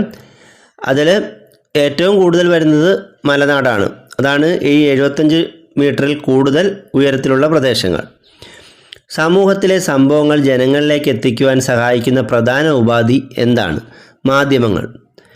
സമൂഹത്തിലെ സംഭവങ്ങൾ ജനങ്ങളിലേക്ക് എത്തിക്കുന്നത് മാധ്യമങ്ങളിലൂടെയാണ്. മാധ്യമങ്ങൾ പത്രം, റേഡിയോ, TV എല്ലാം മാധ്യമങ്ങളിൽ ഉൾപ്പെടും. ഗ്രാമപഞ്ചായത്തുകളിൽ വാർഡ് തലത്തിലുള്ള വികസന പ്രവർത്തനങ്ങൾ തീരുമാനിക്കാനുള്ള വേദി ഏതാണ്? ഗ്രാമസഭ. ഗ്രാമപഞ്ചായത്തുകളിൽ വാർഡ് തലത്തിലുള്ള വികസന പ്രവർത്തനങ്ങൾ തീരുമാനിക്കാനുള്ള വേദി ഗ്രാമസഭകളാണ്. ഇതുപോലെ നഗരസഭകളിലാണെങ്കിൽ ഇതിന് തത്തുല്യമായി ഗ്രാമസഭയ്ക്ക് പകരം വാർഡ് സഭകളാണുള്ളത്. ജനാധിപത്യ ഭരണം ജനങ്ങളുടെ ആഗ്രഹങ്ങൾക്ക് അനുസൃതമായിരിക്കണം എന്നത് ആരുടെ വാക്കുകളാണ്? ഗാന്ധിജിയുടെ. ജനാധിപത്യ ഭരണം എന്നത് ജനങ്ങളുടെ ആഗ്രഹങ്ങൾക്ക് അനുസൃതമായിരിക്കണം എന്ന് പറഞ്ഞത് ഗാന്ധിജിയാണ്. ഇന്ത്യയിലെ കേന്ദ്രഭരണ പ്രദേശങ്ങളുടെ എണ്ണം എത്രയാണ്? 8. ഇന്ത്യയിൽ 8 കേന്ദ്രഭരണ പ്രദേശങ്ങളാണ് ഉള്ളത്. തെലങ്കാന സംസ്ഥാനം രൂപം കൊണ്ടതെന്നാണ്? 2014 ജൂണിൽ. തെലങ്കാന സംസ്ഥാനം രൂപമെടുത്തത് 2014 ജൂണിലാണ്. സൈലൻറ്റ് വാലി സ്ഥിതി ചെയ്യുന്നത് പാലക്കാട് ജില്ലയിൽ ഏത് താലൂക്കിലാണ്? മണ്ണാർക്കാട് താലൂക്കിൽ. സൈലൻറ്റ് വാലി സ്ഥിതി ചെയ്യുന്നത് പാലക്കാട് ജില്ലയിൽ മണ്ണാർക്കാട് താലൂക്കിലാണ്. പൊങ്കൽ ഏത് സംസ്ഥാനത്തിൻ്റെ പ്രധാന ആഘോഷമാണ്? തമിഴ്നാട്. പൊങ്കൽ തമിഴ്നാട്ടിലെ പ്രധാനപ്പെട്ടൊരു ആഘോഷമാണ്. സമുദ്ര അതിർത്തി പങ്കിടുന്ന ഇന്ത്യയുടെ അയൽ രാജ്യങ്ങൾ ഏതെല്ലാമാണ്? ശ്രീലങ്ക, മാലദ്വീപ്. ഇന്ത്യയുടെ അയൽ രാജ്യങ്ങളിൽ ഇന്ത്യയുമായി കര അതിർത്തി ഇല്ലാതെ സമുദ്രത്തിൻ്റെ മാത്രം അതിർത്തിയുള്ള അയൽ രാജ്യങ്ങൾ ശ്രീലങ്കയും മാലദ്വീപുമാണ്. വിത്ത് മുളയ്ക്കുമ്പോൾ ആദ്യം പുറത്തു വരുന്ന ഭാഗം അറിയപ്പെടുന്നത് ബീജമൂലം എന്ന പേരിലാണ്. വിത്ത് മുളയ്ക്കുമ്പോൾ ആദ്യം പുറത്തു വരുന്ന ഭാഗം ബീജമൂലമാണ്. മണ്ണിലേക്ക് വളർന്ന് വേരാകുന്ന വിത്തിൻ്റെ ഭാഗമാണ് ബീജമൂലം. അപ്പം ഒരു വിത്ത് നമ്മൾ നട്ടു, അതിൽ നിന്നും ആദ്യം പൊട്ടിമുളയ്ക്കുന്ന അതിൻ്റെ വേരുകളാണെന്ന് നമുക്കറിയാം. അപ്പോൾ വേര് വന്നതിന് ശേഷമേ മുകളിലോട്ട് മുളയ്ക്കാറുള്ളൂ. അപ്പോൾ മണ്ണിലേക്ക് വളർന്ന് വേരാകുന്ന ആ വിത്തിൻ്റെ ഭാഗം ആണ് ബീജമൂലം. ഇതുപോലെ തന്നെ വിത്ത് മുളയ്ക്കുമ്പോൾ ഭ്രൂണത്തിൽ നിന്നും മുകളിലേക്ക് വരുന്ന ഭാഗമുണ്ടല്ലോ, നമുക്ക് കാണാവുന്ന ഭാഗം, അതാണ് ബീജശീർഷം. ഇപ്പോൾ താഴോട്ട് പോകുന്നത് ബീജമൂലവും മുകളിലേക്ക് വരുന്ന നമുക്ക് കാണാവുന്ന ഭാഗമാണ് ബീജശീർഷം. ഈ ബീജശീർഷമാണ് പിന്നീട് കാണ്ഡമായി മാറുന്നത്. ഒരു പ്ലാവ് തന്നെ നമ്മൾ നട്ടാൽ അതിൻ്റെ മുകളിലോട്ട് കിളിച്ചു വരുന്ന ഭാഗം നമുക്കറിയാം, അതിനെ ബീജശീർഷം എന്ന് വിളിക്കുന്നു. പിന്നെ അതിൻ്റെ വലിയ തടി ആയി മാറുന്നത്, കാണ്ഡമായി മാറുന്നത് ഈ ബീജശീർഷമാണ്. ബ്രെയിൻ ലിപി വികസിപ്പിച്ച ഫ്രഞ്ച് ശാസ്ത്രജ്ഞൻ ആരാണ്? Luis brain. ബ്രെയിൻ ലിപി വികസിപ്പിച്ചെടുത്ത ഫ്രഞ്ച് ശാസ്ത്രജ്ഞൻ ആരാണ്? ലൂയിസ് ബ്രെയിൻ ആണ്. പാമ്പ് ഗന്ധം തിരിച്ചറിയുന്നത് ഏത് അവയവം ഉപയോഗിച്ചാണ്? നാക്കുപയോഗിച്ച്. പാമ്പ് ഗന്ധം തിരിച്ചറിയുന്നത് നാക്കുപയോഗിച്ചാണ്. നാം ഒരു വസ്തുവിനെ കാണുമ്പോൾ പ്രതിബിംബം രൂപപ്പെടുന്നത് എവിടെയാണ്? റെറ്റിനയിൽ. നാം ഒരു വസ്തുവിനെ കാണുമ്പോൾ പ്രതിബിംബം രൂപപ്പെടുന്നത് കണ്ണിലെ റെറ്റിനയിലാണ്. നിൽക്കാൻ ഒരിടവും ഒരു ഉത്തോലകവും തന്നാൽ ഭൂമിയെ തന്നെ ഉയർത്താമെന്ന് പറഞ്ഞത് ആരാണ്? ആർക്കിമിഡീസ്. നിൽക്കാൻ ഒരിടവും ഒരു ഉത്തോലകവും തന്നാൽ ഭൂമിയെ തന്നെ ഉയർത്താം എന്ന് പറഞ്ഞത് ആർക്കിമിഡീസ് ആണ്. ആസൂത്രണ കമ്മീഷന് പകരമായി നിലവിൽ വന്ന സംവിധാനം ഏതാണ്? നീതി ആയോഗ്. ആസൂത്രണ കമ്മീഷന് പകരമായി നിലവിൽ വന്ന സംവിധാനമാണ് നീതി ആയോഗ്. ഇന്ത്യയിൽ പഞ്ചായത്തി രാജ് സംവിധാനം നിലവിൽ വന്നത് എന്നാണ്? 1993. ഇന്ത്യയിൽ പഞ്ചായത്തി രാജ് സംവിധാനം നിലവിൽ വന്നത് 1993-ലാണ്. നീലവിപ്ലവം എന്തുമായി ബന്ധപ്പെട്ടിരിക്കുന്നു? മത്സ്യം. നീലവിപ്ലവം മത്സ്യ ഉൽപ്പാദനവും മറ്റുമായി ബന്ധപ്പെട്ട കാര്യമാണ് നീല വിപ്ലവം. ശരീരത്തെ പൊതിഞ്ഞ് സംരക്ഷിക്കുന്ന കലകളാണ് ആവരണകല. ശരീരത്തെ പൊതിഞ്ഞ് സംരക്ഷിക്കുന്ന കലകളാണ് ആവരണകല. മണ്ണ് ഉപയോഗിക്കാതെ ചെടികളെ പോഷകലായനിയിൽ വളർത്തുന്ന രീതി അറിയപ്പെടുന്ന പേരെന്താണ്? ഹൈഡ്രോപോണിക്സ്. മണ്ണ് ഉപയോഗിക്കാതെ ചെടികളെ പോഷകലായനിയിൽ വളർത്തുന്ന രീതിയാണ് ഹൈഡ്രോപോണിക്സ്. വേരുകൾ വായുവിലേക്ക് വളർന്നിറങ്ങുന്ന രീതിയിൽ സസ്യങ്ങളെ വളർത്തി പോഷകങ്ങൾ വേരുകളിലേക്ക് നേരിട്ട് സ്പ്രേ ചെയ്ത് കൊടുക്കുന്ന രീതിയാണ് എയറോപോണിക്സ്. വേരുകൾ വായുവിലേക്ക് വളർന്നിറങ്ങുന്ന രീതിയിൽ സസ്യങ്ങളെ വളർത്തി പോഷകങ്ങൾ വേരുകളിലേക്ക് നേരിട്ട് സ്പ്രേ ചെയ്ത് കൊടുക്കുന്ന രീതി അറിയപ്പെടുന്ന പേരെന്താണ്? എയറോപോണിക്സ്. മലബാറി, അട്ടപ്പാടി ബ്ലാക്ക് എന്നിവ ഏത് ജീവിയുടെ ഇനങ്ങളാണ്? ആട്. മലബാറി, അട്ടപ്പാടി ബ്ലാക്ക് എന്നിവ ആടിൻ്റെ ഇനങ്ങളാണ്. ആസാമിൻ്റെ അഭിമാനം എന്നറിയപ്പെടുന്ന പട്ട് ഏതാണ്? മുഗാപ്പട്ട്. ആസാമിൻ്റെ അഭിമാനം എന്നറിയപ്പെടുന്ന പട്ട് മുഗാപ്പട്ടാണ്. വെച്ചൂർ, കാസർഗോഡ് കുള്ളൻ എന്നിവ ഏത് ജീവിയുടെ ഇനങ്ങളാണ്? പശു. വെച്ചൂർ, കാസർഗോഡ് കുള്ളൻ എന്നിവ പശുവിൻ്റെ ഇനങ്ങളാണ്. വെറുമൊരു ആത്മകഥം എന്നത് ആരുടെ കവിതയാണ്? ONV കുറുപ്പ്. വെറുമൊരു ആത്മകഥം എന്നത് ONV കുറുപ്പിൻ്റെ കവിതയാണ്. തൊട്ടുകൂടായ്മ നിരോധന നിയമം നിലവിൽ വന്ന വർഷം ഏതാണ്? 1955.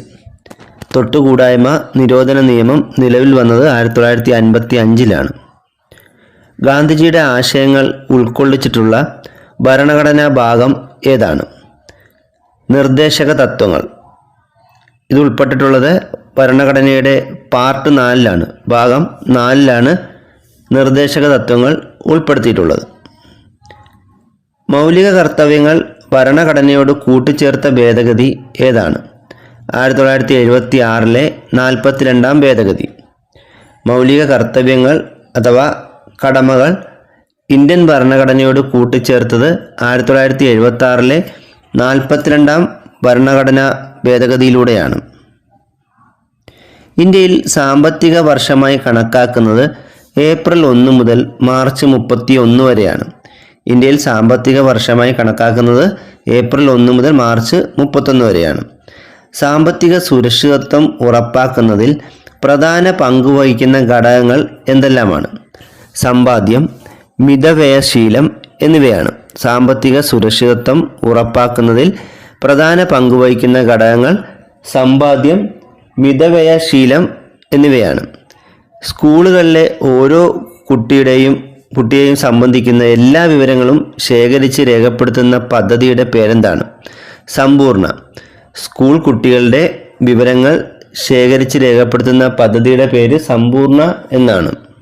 നഗരങ്ങളിലെ തൊഴിൽ രഹിതർക്ക് സ്വയം തൊഴിൽ പ്രോത്സാഹിപ്പിക്കുന്ന പദ്ധതി ഏതാണ്? സ്വർണ്ണ ജയന്തി ഷഹാരി റോസ്ഗാർ യോജന. നഗരങ്ങളിലെ തൊഴിൽ രഹിതർക്ക് സ്വയം തൊഴിൽ പ്രോത്സാഹിപ്പിക്കുന്ന പദ്ധതിയാണ് സ്വർണ്ണ ജയന്തി ഷഹാരി റോസ്ഗാർ യോജന. ഒന്നാം പഞ്ചവത്സര പദ്ധതി ഊന്നൽ നൽകിയ മേഖല ഏതാണ്? കാർഷിക മേഖല. ഒന്നാം പഞ്ചവത്സര പദ്ധതി ഊന്നൽ നൽകിയ മേഖല കാർഷിക മേഖലയാണ്. രണ്ടാം പഞ്ചവത്സര പദ്ധതി ഊന്നൽ നൽകിയ മേഖല ഏതാണ്? വ്യാവസായിക മേഖലയുമാണ്. ഇന്ത്യൻ ആസൂത്രണ കമ്മീഷൻ രൂപീകരിച്ചത് എന്നാണ്? 1950 മാർച്ച് 15. ഇന്ത്യൻ ആസൂത്രണ കമ്മീഷൻ രൂപീകരിച്ചത് 1950 മാർച്ച് 15. ഒരു ജാറിൽ ഉപ്പ് ലായനിയും ജലവും എടുക്കുകയാണെങ്കിൽ ഉപ്പ് ലായനി ജാറിൻ്റെ താഴെയും ജലം ജാറിൻ്റെ മുകളിലായും സ്ഥിതി ചെയ്യുന്നത് നമുക്ക് കാണാം. ഇതിനുള്ള കാരണം എന്താണ്? ഉപ്പ് ലായനിക്ക് സാന്ദ്രത കൂടുതൽ ആയതിനാണ്. അതായത് ഒരു ജാറിൽ നമ്മൾ ഉപ്പ് ലായനിയും ജലവും ഒരുമിച്ച് ഒഴിച്ചാൽ ഉപ്പ് ലായനി ജാറിൻ്റെ താഴെയും ജലം ജാറിൻ്റെ മുകളിലായും സ്ഥിതി ചെയ്യുന്നു. ഇതിന് കാരണം ഉപ്പ് ലായനിക്ക് സാന്ദ്രത കൂടുതൽ ആയതിനാലാണ്. പൊട്ടൻഷ്യൽ വ്യത്യാസത്തിൻ്റെ യൂണിറ്റ് എന്താണ്? വോൾട്ട്. പൊട്ടൻഷ്യൽ വ്യത്യാസത്തിൻ്റെ യൂണിറ്റ് വോൾട്ടാണ്. ഭൂമിയുടെ ആകർഷണ ബലം കൊണ്ട് നിർബാധം പതിക്കുന്ന ഏതൊരു വസ്തുവിനും ഉണ്ടാകുന്ന ത്വരണം എന്തു പേരിലാണ് അറിയപ്പെടുന്നത്? ഗുരുത്വാകർഷണ ത്വരണം. ഭൂമിയുടെ ആകർഷണ ബലം കൊണ്ട് നിർബാധം പതിക്കുന്ന ഏതൊരു വസ്തുവിനും ഉണ്ടാകുന്ന ത്വരണമാണ് ഗുരുത്വാകർഷണ ത്വരണം. ദൂരത്തിൻ്റെയും സ്ഥാനാന്തരത്തിൻ്റെയും യൂണിറ്റ് എന്താണ്? മീറ്റർ. ദൂരത്തിൻ്റെയും സ്ഥാനാന്തരത്തിൻ്റെയും യൂണിറ്റ് മീറ്ററാണ്. ബലത്തിൻ്റെ യൂണിറ്റ് ന്യൂട്ടനാണ്. ബലത്തിൻ്റെ യൂണിറ്റ് എന്താണ്? ന്യൂട്ടൺ. വൃത്തപാതയിലൂടെ സഞ്ചരിക്കുന്ന ഒരു വസ്തു തുല്യ സമയം കൊണ്ട് തുല്യ ദൂരം സഞ്ചരിക്കുന്നു എങ്കിൽ ആ ചലനം അറിയപ്പെടുന്നത് ഏത് പേരിലാണ്? സമവർത്തുള ചലനം. വൃത്തപാതയിലൂടെ സഞ്ചരിക്കുന്ന ഒരു വസ്തു തുല്യ സമയം കൊണ്ട് തുല്യ ദൂരം സഞ്ചരിക്കുകയാണെങ്കിൽ ആ ചലനം അറിയപ്പെടുന്നത് സമവർത്തുള ചലനം എന്ന പേരിലാണ്. ബലത്തെയും ജഡത്വത്തെയും നിർവചിക്കുന്ന ന്യൂട്ടന്റെ ചലന നിയമം ഏതാണ്? ഒന്നാം ചലന നിയമം. ബലത്തെയും ജഡത്വത്തെയും കുറിച്ച് നിർവചനം നൽകുന്ന ന്യൂട്ടന്റെ ചലന നിയമം ഒന്നാം ചലന നിയമമാണ്. ഒരു വസ്തുവിൻ്റെ വൃത്തപാതയിലൂടെയുള്ള ചലനം അറിയപ്പെടുന്ന പേരെന്താണ്? വർത്തുള ചലനം. ഒരു വസ്തുവിൻ്റെ വൃത്തപാതയിലൂടെയുള്ള ചലനമാണ് വർത്തുള ചലനം. ഗുരുത്വാകർഷണ ബലത്തെ സ്വാധീനിക്കുന്ന ഘടകങ്ങൾ എന്തൊക്കെയാണ്? വസ്തുവിൻ്റെ മാസ്, വസ്തുക്കൾ തമ്മിലുള്ള അകലം. ഗുരുത്വാകർഷണ ബലത്തെ സ്വാധീനിക്കുന്ന ഘടകങ്ങൾ വസ്തുവിൻ്റെ മാസും വസ്തുക്കൾ തമ്മിലുള്ള അകലവുമാണ്. ചുവരുകളിൽ മഴക്കാലത്ത് വെള്ളം പടർന്ന് ഇരിക്കുന്നതിൻ്റെ കാരണം എന്താണ്? കേശികത്വം മൂലമാണ്. ചുവരുകളിൽ മഴക്കാലത്ത് വെള്ളം പടരുന്നതിന് കാരണം കേശികത്വം മൂലമാണ്. ഒന്നിലധികം മേഖലകളെ പരസ്പരം ബന്ധിപ്പിച്ചുകൊണ്ടുള്ള കൃഷിരീതി അറിയപ്പെടുന്ന പേരെന്താണ്? സംയോജിത കൃഷിരീതി. ഒന്നിലധികം മേഖലകളെ പരസ്പരം ബന്ധിപ്പിച്ചുള്ള കൃഷിരീതിയാണ് സംയോജിത കൃഷി. സംയോജിത കൃഷിരീതിക്ക് ഉദാഹരണങ്ങൾ ഏതൊക്കെയാണ്? സാധാരണ കൃഷിയും അതോടൊപ്പം കന്നുകാലി വളർത്തലും അതുപോലെ താറാവ് വളർത്തലും മത്സ്യം വളർത്തലും ഒരുമിച്ച് നടത്തുന്നത്, ഇതൊക്കെ സംയോജിത കൃഷിരീതിക്ക് ഉദാഹരണങ്ങളാണ്. എന്തൊക്കെയാണ്? കൃഷിയും അതോടൊപ്പം കന്നുകാലി വളർത്തലും പിന്നെ താറാവ് വളർത്തലും മത്സ്യ വളർത്തലും ഇതൊക്കെ സംയോജിത കൃഷിരീതിക്ക് ഉദാഹരണങ്ങളാണ്. ഇന്ത്യയിൽ കൃഷി ചെയ്യുന്ന പ്രധാന നാരുവിള ഏതാണ്? പരുത്തി. ഇന്ത്യയിൽ കൃഷി ചെയ്യുന്ന പ്രധാന നാരുവിള പരുത്തിയാണ്. സസ്യങ്ങളുടെ വളർച്ചയ്ക്ക് ആവശ്യമായൊരു പ്രധാന മൂലകം ഏതാണ്? നൈട്രജൻ. സസ്യങ്ങളുടെ വളർച്ചയ്ക്ക് ആവശ്യമായ ഒരു പ്രധാന മൂലകമാണ് നൈട്രജൻ. ഗ്രാമീണ ചെണ്ടക്കാരൻ ആരുടെ ചിത്രമാണ്? നന്ദലാൽ ബോസ്. ഗ്രാമീണ ചെണ്ടക്കാരൻ എന്ന ചിത്രം വരച്ചതാരാണ്? നന്ദലാൽ ബോസാണ്. ഹിതകാരിണി സമാജം സ്ഥാപിച്ചതാരാണ്? വീരേശലിംഗം. ഹിതകാരിണി സമാജം സ്ഥാപിച്ചത് വീരേശലിംഗമാണ്. ഇന്ത്യയുടെ ഭാവി നിർണ്ണയിക്കുന്നത് ഇന്ത്യയുടെ ക്ലാസ് മുറികളിലാണ് എന്ന് പറഞ്ഞ ആരാണ്? DS കോത്താരി. ഇന്ത്യയുടെ ഭാവി നിർണ്ണയിക്കുന്നത് ഇന്ത്യയുടെ ക്ലാസ് മുറികളിലാണ് എന്നത് ആരുടെ വാക്കുകളാണ്? DS കോത്താരിയുടെ വാക്കുകളാണ്. 300 കെൽവിൻ താപനിലയിൽ സ്ഥിതി ചെയ്യുന്ന 1 കിലോഗ്രാം ജലത്തിനും 1 കിലോ വെളിച്ചെണ്ണയ്ക്കും 4200 ജൂൾ താപോർജ്ജം നൽകിയാൽ ഇവയുടെ പുതിയ താപനില എത്ര വീതമായിരിക്കും? ജലത്തിൻ്റേത് 301 കെൽവിനും വെളിച്ചെണ്ണയുടേത് 302 കെൽവിനും. 300 K താപനിലയിൽ സ്ഥിതി ചെയ്യുന്ന 1 കിലോ ജലത്തിനും 1 കിലോ വെളിച്ചെണ്ണയ്ക്കും 4200 ജൂൾ താപോർജ്ജം നൽകിയാൽ ഇവയുടെ പുതിയ താപനില ജലത്തിൻ്റേത് 301 കെൽവിനും വെളിച്ചെണ്ണയുടേത് 302 കെൽവിനുമായും മാറും. വർഗീകരണത്തിൻ്റെ അടിസ്ഥാന തലം എന്താണ്? സ്പീസിസ് ആണ്. വർഗീകരണത്തിൻ്റെ അടിസ്ഥാന തലം സ്പീസിസ് ആണ്.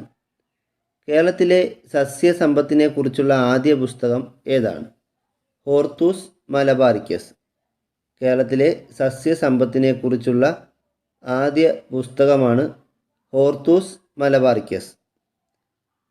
മലയാളം ലിപി അച്ചടിച്ചു വന്ന ആദ്യ പുസ്തകം ഏതാണ്? ഹോർത്തൂസ് മലബാറിക്കസ് ആണ്. മലയാളത്തിൽ പ്രസിദ്ധീകരിച്ച ആദ്യ പുസ്തകം സംക്ഷേപ വേദാർത്ഥമാണ്. എന്നാൽ മലയാള ലിപി ആദ്യമായി അച്ചടിച്ചു വന്നത് ഹോർത്തൂസ് മലബാറിക്കസ് എന്ന പുസ്തകത്തിലാണ്. അങ്ങനെ ഹോർത്തൂസ് മലബാറിക്കസ് എന്ന പുസ്തകത്തിൽ ആദ്യമായി അച്ചടിച്ചു വന്ന മലയാളം വാക്ക് തെങ്ങ് എന്ന വാക്കാണ്. ഹോർത്തൂസ് മലബാറിക്കസ് രചിച്ചിട്ടുള്ളത് ഏത് ഭാഷയിലാണ്? ലാറ്റിൻ ഭാഷയിലാണ് ഹോർത്തൂസ് മലബാറിക്കസ് പ്രസിദ്ധീകരിച്ചിട്ടുള്ളത്. നമുക്കറിയാം ഡച്ചുകാരുടെ ഏറ്റവും വലിയ സംഭാവന എന്ന് നമ്മൾ പഠിച്ചിട്ടുള്ളതാണ് ഹോർത്തൂസ് മലബാറിക്കസ് ആണ്. മലബാറിലെ സസ്യലതാദികളെക്കുറിച്ചുള്ള ഒരു പുസ്തകമാണ് ഈ ഹോർത്തൂസ് മലബാറിക്കസ്. മലമ്പനിക്കും കരിമ്പനിക്കും കാരണം പ്രോട്ടോസോവയാണ്. മലമ്പനിക്കും കരിമ്പനിക്കും കാരണം പ്രോട്ടോസോവയാണ്. എലിപ്പനി, മാൾട്ടാപ്പനി എന്നീ പനികൾക്ക് കാരണം ബാക്ടീരിയയാണ്. എലിപ്പനിക്കും മാൾട്ടാപ്പനിക്കും കാരണം ബാക്ടീരിയയാണ്. പക്ഷിപ്പനി, പന്നിപ്പനി, ഡെങ്കിപ്പനി, മഞ്ഞപ്പനി, കുരങ്ങുപനി, സിക്കാപ്പനി, നിപ്പാപ്പനി, ലാസാപ്പനി, വെസ്റ്റ് നൈൽ പനി എന്നീ പനികൾ ഉണ്ടാകാൻ കാരണം വൈറസാണ്. പക്ഷിപ്പനി, പന്നിപ്പനി, ഡെങ്കിപ്പനി, മഞ്ഞപ്പനി, കുരങ്ങുപനി, സിക്കാപ്പനി, നിപ്പാപ്പനി, ലാസാപ്പനി, വെസ്റ്റ് നൈൽ പനി എന്നീ പനികൾക്ക് കാരണം വൈറസുമാണ്. തെർമോമീറ്ററുകളിൽ ഉപയോഗിക്കുന്ന ദ്രാവകം ഏതാണ്? രസം അഥവാ മെർക്കുറി. തെർമോമീറ്ററുകളിൽ ഉപയോഗിക്കുന്ന ദ്രാവകം രസം അഥവാ മെർക്കുറിയാണ്. ഒരേ അന്തരീക്ഷ താപനിലയുള്ള പ്രദേശങ്ങളെ തമ്മിൽ യോജിപ്പിച്ച് വരയ്ക്കുന്ന സാങ്കല്പിക രേഖയാണ് സമതാപരേഖ. ഒരേ അന്തരീക്ഷ താപനിലയുള്ള പ്രദേശങ്ങളെ തമ്മിൽ യോജിപ്പിച്ച് വരയ്ക്കുന്ന രേഖ ഏതാണ്? സമതാപ രേഖയാണ്. ഭൂമിയിൽ ഏറ്റവും ഉയർന്ന താപനിലയുള്ള പ്രദേശങ്ങളെ യോജിപ്പിച്ച് വരയ്ക്കുന്ന സമതാപ രേഖയാണ് താപീയ മധ്യരേഖ. ഭൂമിയിൽ ഏറ്റവും ഉയർന്ന താപനിലയുള്ള പ്രദേശങ്ങളെ യോജിപ്പിച്ച് വരയ്ക്കുന്ന സമതാപ രേഖയാണ് താപീയ മധ്യരേഖ. താപവിതരണത്തെ സ്വാധീനിക്കുന്ന ഘടകങ്ങൾ ഏതെല്ലാമാണ്? അക്ഷാംശസ്ഥാനം, ഉയരം, സമുദ്ര സാമീപ്യം, കാറ്റുകൾ എന്നിവയാണ്. താപവിതരണത്തെ സ്വാധീനിക്കുന്ന ഘടകങ്ങൾ ഏതെല്ലാമാണ്? അക്ഷാംശസ്ഥാനം, ഉയരം, സമുദ്ര സാമീപ്യം, കാറ്റുകൾ എന്നിവയാണ്. കാലാവസ്ഥാ നിരീക്ഷകർ ഒരു ദിവസത്തെ ഏറ്റവും കൂടിയ താപനില കണക്കാക്കുന്നത് എപ്പോഴത്തെ അന്തരീക്ഷ സ്ഥിതിയിൽ നിന്നാണ്? ഉച്ചയ്ക്ക് 2 മണിക്ക്. കാലാവസ്ഥാ നിരീക്ഷകർ ഒരു ദിവസത്തെ ഏറ്റവും കൂടിയ താപനില കണക്കാക്കുന്നത് ഉച്ചയ്ക്ക് 2 മണിക്ക് കാണുന്ന അന്തരീക്ഷ സ്ഥിതിയിൽ നിന്നുമാണ്. അങ്ങനെയെങ്കിൽ കാലാവസ്ഥാ നിരീക്ഷകർ ഒരു ദിവസത്തെ ഏറ്റവും കുറഞ്ഞ താപനില കണക്കാക്കുന്നത് എപ്പോഴത്തെ അന്തരീക്ഷ സ്ഥിതിയിൽ നിന്നാണ്? സൂര്യോദയത്തിന് തൊട്ട് മുമ്പുള്ള അന്തരീക്ഷ സ്ഥിതിയിൽ നിന്നും. കാലാവസ്ഥാ നിരീക്ഷകർ ഒരു ദിവസത്തെ ഏറ്റവും കുറഞ്ഞ താപനില കണക്കാക്കുന്നത് സൂര്യോദയത്തിന് തൊട്ട് മുമ്പുള്ള അന്തരീക്ഷ സ്ഥിതിയിൽ നിന്നുമാണ്. സൗരതാപനവും ഭൗമവികിരണവും തമ്മിലുള്ള സന്തുലനത്തെ വിളിക്കുന്നത് ഹീറ്റ് ബജറ്റ് എന്ന പേരിലാണ്. സൗരതാപനവും ഭൗമവികിരണവും തമ്മിലുള്ള സന്തുലനത്തെ വിളിക്കുന്നത് ഹീറ്റ് ബജറ്റ് എന്ന പേരിലാണ്. പ്രകാശത്തെ പൂർണ്ണമായും കടത്തിവിടുന്ന വസ്തുക്കൾ അറിയപ്പെടുന്നത് ഏത് പേരിലാണ്? സുതാര്യ വസ്തുക്കൾ എന്ന പേരിലാണ്. പ്രകാശത്തെ പൂർണ്ണമായും കടത്തിവിടുന്ന വസ്തുക്കൾ അറിയപ്പെടുന്നത് സുതാര്യ വസ്തുക്കൾ എന്ന പേരിലാണ്. പ്രകാശത്തെ കടത്തിവിടാത്ത വസ്തുക്കൾ അറിയപ്പെടുന്നത് അതാര്യ വസ്തുക്കൾ എന്ന പേരിലാണ്. പ്രകാശത്തെ കടത്തിവിടാത്ത വസ്തുക്കൾ അറിയപ്പെടുന്ന ഏത് പേരിലാണ്? അതാര്യ വസ്തുക്കൾ എന്ന പേരിലാണ്. നിഴലുകൾ ഉണ്ടാക്കുന്നത് ഈ അതാര്യ വസ്തുക്കളാണ്. പ്രകാശത്തെ ഭാഗികമായി കടത്തിവിടുന്ന വസ്തുക്കൾ അറിയപ്പെടുന്നത് അർദ്ധധാര്യ വസ്തുക്കൾ എന്ന പേരിലുമാണ്.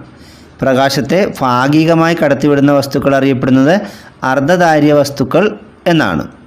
സൂര്യഗ്രഹണ സമയത്ത് ചന്ദ്രൻ്റെ സ്ഥാനം എവിടെയാണ്? സൂര്യനും ഭൂമിക്കും ഇടയിൽ. സൂര്യഗ്രഹണ സമയത്ത് ചന്ദ്രൻ്റെ സ്ഥാനം സൂര്യനും ഭൂമിക്കും ഇടയിലാണ്. ചന്ദ്രഗ്രഹണ സമയത്ത് ഭൂമിയുടെ സ്ഥാനം എവിടെയാണ്? സൂര്യനും ചന്ദ്രനും ഇടയിൽ. ചന്ദ്രഗ്രഹണ സമയത്ത് ഭൂമിയുടെ സ്ഥാനം സൂര്യനും ചന്ദ്രനും ഇടയിലാണ്. കത്തുമ്പോൾ താപം പുറത്തുവിടുന്ന വസ്തുക്കളാണ് ഇന്ധനങ്ങൾ. കത്തുമ്പോൾ താപം പുറത്തുവിടുന്ന വസ്തുക്കളാണ് ഇന്ധനങ്ങൾ. ഖര ഇന്ധനങ്ങൾക്ക് ഉദാഹരണങ്ങൾ എന്തൊക്കെയാണ്? വിറക്, കൽക്കരി എന്നിവയാണ് ഖര ഇന്ധനങ്ങൾക്ക് ഉദാഹരണങ്ങൾ. വിറകും കൽക്കരിയും. ദ്രാവക ഇന്ധനങ്ങൾക്ക് ഉദാഹരണങ്ങൾ ഏതൊക്കെയാണ്? ഡീസൽ, പെട്രോൾ, മണ്ണെണ്ണ. ദ്രാവക ഇന്ധനങ്ങൾക്ക് ഉദാഹരണങ്ങളാണ് ഡീസൽ, പെട്രോൾ, മണ്ണെണ്ണ എന്നിവ.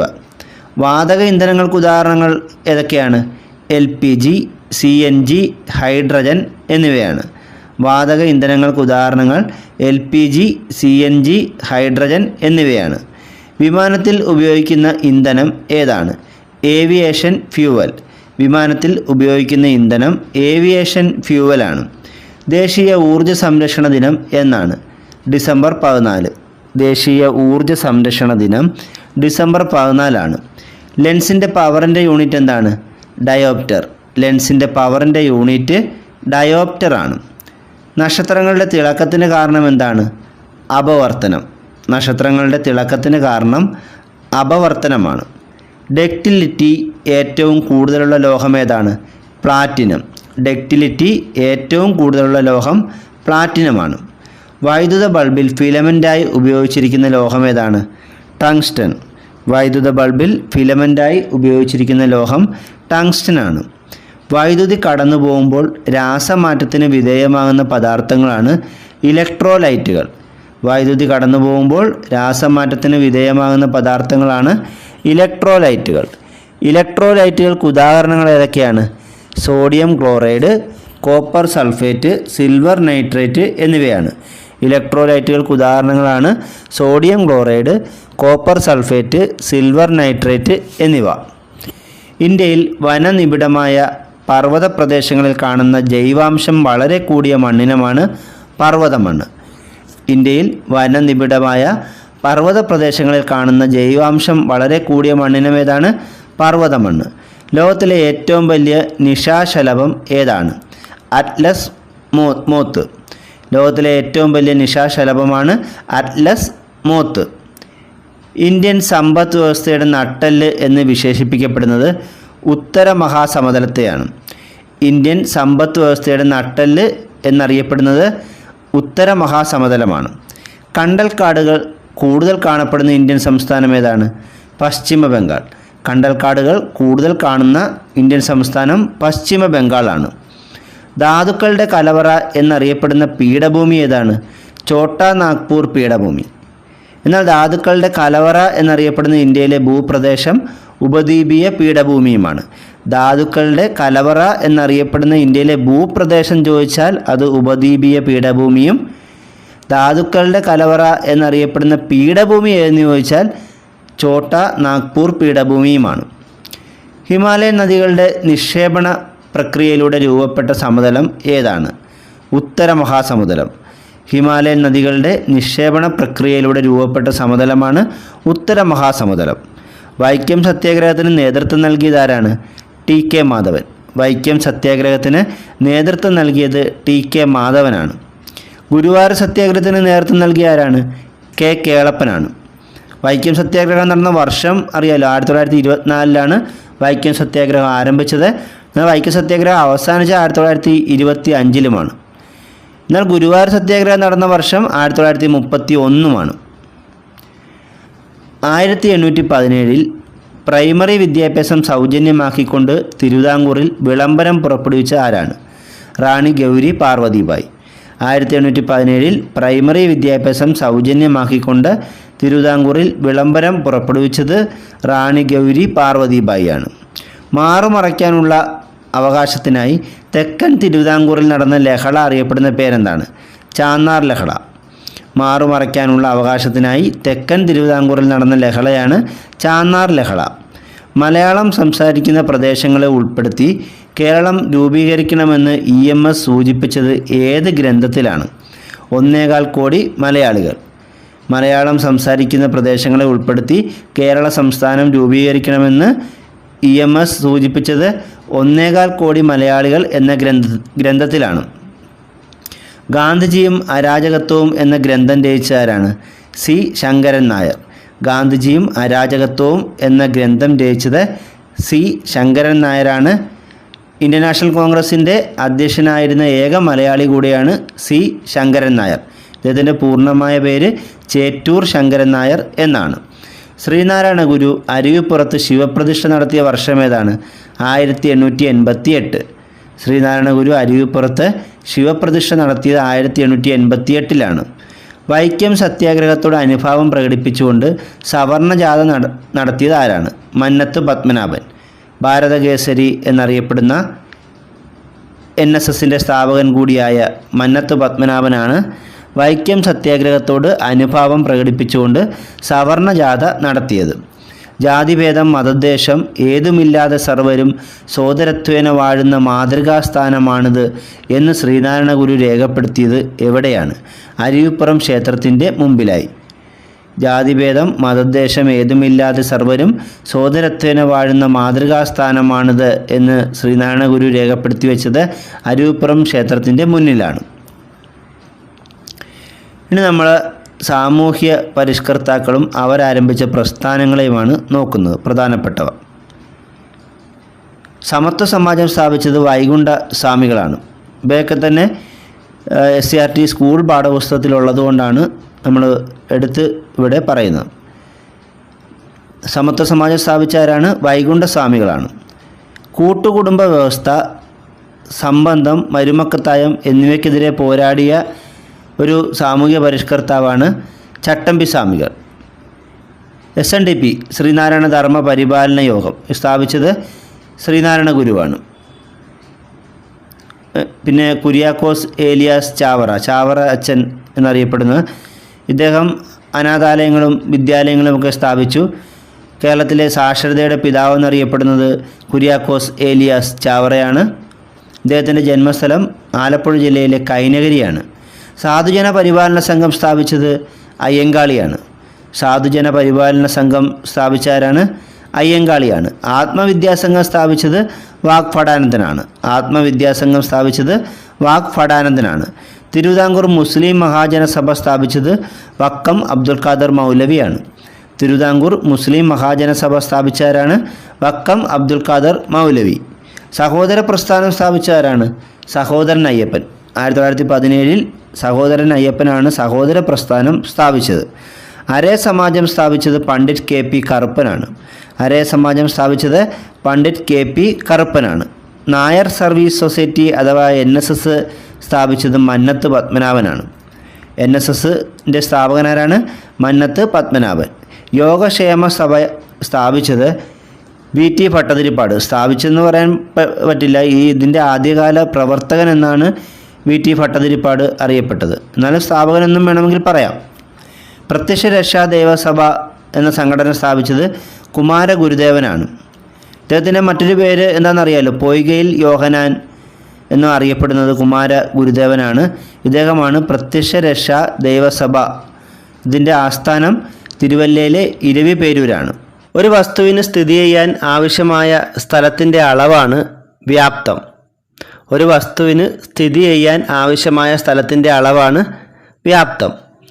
പാലസ്തീനും ജോർദാനും ഇടയിൽ സ്ഥിതി ചെയ്യുന്ന കടൽ ഏതാണ്? ചാവുകടൽ. പാലസ്തീനും ജോർദാനും ഇടയിൽ സ്ഥിതി ചെയ്യുന്ന കടൽ ചാവുകടലാണ്. ശുദ്ധജലത്തിനാണോ ഉപ്പ് ജലത്തിലാണോ സാന്ദ്രത കൂടുതലുള്ളത്? ഉപ്പ് ജലത്തിനാണ് സാന്ദ്രത കൂടുതൽ. ശുദ്ധജലത്തിനേക്കാൾ സാന്ദ്രത കൂടുതൽ ഉപ്പ് ജലത്തിനാണ്. വാഹനങ്ങളുടെ വേഗം അളക്കുന്ന ഉപകരണം ഏതാണ്? സ്പീഡോമീറ്റർ. വാഹനങ്ങളുടെ വേഗം അളക്കുന്ന ഉപകരണം സ്പീഡോമീറ്ററാണ്. ഒരു വസ്തു നിശ്ചലാവസ്ഥയിൽ ഇരിക്കുമ്പോൾ ആ വസ്തുവിൻ്റെ അന്ത്യപ്രവേഗം എത്രയായിരിക്കും? 0. ഒരു വസ്തു നിശ്ചലാവസ്ഥയിൽ ഇരിക്കുമ്പോൾ ആ വസ്തുവിൻ്റെ അന്ത്യപ്രവേഗം 0 ആയിരിക്കും. കപ്പലുകളുടെയും വിമാനങ്ങളുടെയും വേഗം അളക്കുന്ന യൂണിറ്റ് ഏതാണ്? നോട്ട്. കപ്പലുകളുടെയും വിമാനങ്ങളുടെയും വേഗം അളക്കുന്ന യൂണിറ്റ് നോട്ടാണ്. ഒരു നോട്ടിക്കൽ മൈൽ എന്നത് എത്ര കിലോമീറ്ററിന് തുല്യമാണ്? 1.852 കിലോമീറ്റർ. ഒരു നോട്ടിക്കൽ മൈൽ എന്നത് 1.852 കിലോമീറ്ററിന് തുല്യമാണ്. ഏറ്റവും മികച്ച താപചാലകതയുള്ള ലോഹം ഏതാണ്? വെള്ളി. അതായത് താപത്തെ ഏറ്റവും നന്നായി കടത്തിവിടുന്ന ലോഹം ഏതാണ്? വെള്ളിയാണ്. വൈദ്യുത ബൾബിൻ്റെ ഫിലമെൻ്റ് നിർമ്മാണത്തിന് ഉപയോഗിക്കുന്ന ലോഹം ഏതാണ്? ടങ്സ്റ്റൺ. വൈദ്യുത ബൾബിൻ്റെ ഫിലമെൻ്റ് നിർമ്മാണത്തിന് ഉപയോഗിക്കുന്ന ലോഹം ടങ്സ്റ്റൺ ആണ്. ഡക്റ്റിലിറ്റി ഏറ്റവും നന്നായി പ്രദർശിപ്പിക്കുന്ന ലോഹം ഏതാണ്? പ്ലാറ്റിനമാണ്. ഡക്റ്റിലിറ്റി ഏറ്റവും നന്നായി പ്രദർശിപ്പിക്കുന്ന ലോഹം പ്ലാറ്റിനമാണ്. മാലിയബിലിറ്റി ഏറ്റവും കൂടിയ ലോഹം ഏതാണ്? സ്വർണം. മാലിയബിലിറ്റി ഏറ്റവും കൂടിയ ലോഹം സ്വർണമാണ്. മൃദുലോഹങ്ങൾക്ക് ഉദാഹരണങ്ങൾ ഏതെല്ലാമാണ്? Gallium, caesium, lithium, sodium, potassium എന്നിവയൊക്കെയാണ് മൃദുലോഹങ്ങൾ. ഇപ്പോൾ മൃദുലോഹങ്ങൾക്ക് ഉദാഹരണങ്ങൾ ഏതൊക്കെയാണ്? Gallium, caesium, lithium, sodium, potassium എന്നിവയാണ്. കീബോർഡിൽ അക്ഷരങ്ങൾ ക്രമീകരിച്ചിരിക്കുന്ന രീതിയെ പറയുന്ന പേരെന്താണ്? Keyboard layout. കീബോർഡിൽ അക്ഷരങ്ങൾ ക്രമീകരിച്ചിരിക്കുന്ന രീതിയെ പറയുന്ന പേരെന്താണ്? കീബോർഡ് ലേഔട്ട് എന്നാണ്. സ്വതന്ത്ര സോഫ്റ്റ്വെയർ ആയ ജിംബ് പുറത്തിറക്കിയ വർഷം ഏതാണ്? 1996. സ്വതന്ത്ര സോഫ്റ്റ്വെയറായ ജിംബ് പുറത്തിറങ്ങിയത് 1996 എത്ര ഇന്ത്യൻ ഭാഷകളിലാണ് വിക്കിപീഡിയ പ്രവർത്തിക്കുന്നത്? 20. 20 ഇന്ത്യൻ ഭാഷകളിലാണ് വിക്കിപീഡിയ പ്രവർത്തിക്കുന്നത്. ഫിറോസ് ഷാ തുഗ്ലക്കിൻ്റെ കാലത്ത് പേർഷ്യൻ ഭാഷയിലേക്ക് വിവർത്തനം ചെയ്യപ്പെട്ട സംഗീതകൃതി ഏതാണ്? രാഗദർപ്പൺ. ഫിറോസ് ഷാ തുഗ്ലക്കിൻ്റെ കാലത്ത് പേർഷ്യൻ ഭാഷയിലേക്ക് വിവർത്തനം ചെയ്യപ്പെട്ട സംഗീതകൃതിയാണ് രാഗദർപ്പൺ. മധ്യകാലഘട്ടത്തിൽ ഇന്ത്യയിൽ വളർന്ന് വികാസം പ്രാപിച്ച ഭാഷ ഏതാണ്? ഹിന്ദി. മധ്യകാലഘട്ടത്തിൽ ഇന്ത്യയിൽ വളർന്ന് വികാസം പ്രാപിച്ച ഭാഷ ഹിന്ദിയാണ്. രാജതരംഗിണി എന്ന ചരിത്ര നോവൽ രചിച്ചതാരാണ്? കൽഹണനാണ്. രാജതരംഗിണി എന്ന ചരിത്ര ഗ്രന്ഥം രചിച്ചത് കൽഹണനാണ്. ബലത്തെയും ജഡത്വത്തെയും നിർവചിക്കുന്ന ന്യൂട്ടൻ്റെ ചലന നിയമം ഏതാണ്? ഒന്നാം ചലന നിയമം.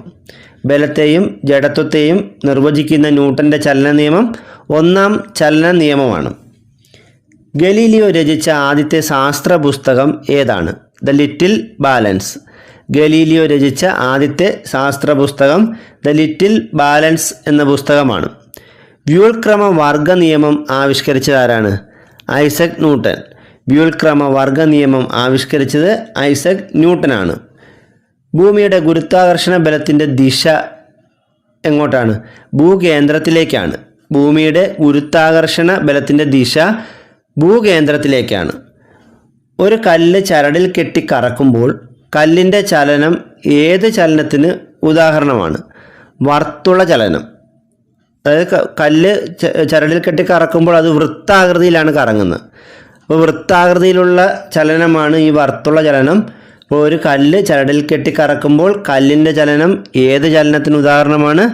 വർത്തുള ചലനത്തിന് ഉദാഹരണമാണ്. ഗ്രഹചലന നിയമങ്ങൾ ആവിഷ്കരിച്ച ശാസ്ത്രജ്ഞൻ ആരാണ്? Johannes Kepler. ഗ്രഹചലന നിയമങ്ങൾ ആവിഷ്കരിച്ച ശാസ്ത്രജ്ഞൻ ജോഹന്നാസ് കെപ്ലറാണ്. സൂര്യനെ കേന്ദ്രമാക്കി ഗ്രഹങ്ങൾ ദീർഘവൃത്താകൃതിയിലുള്ള ഭ്രമണപഥത്തിൽ സഞ്ചരിക്കുന്നു എന്ന് പ്രസ്താവിച്ച ശാസ്ത്രജ്ഞൻ ആരാണ്? Johannes Kepler.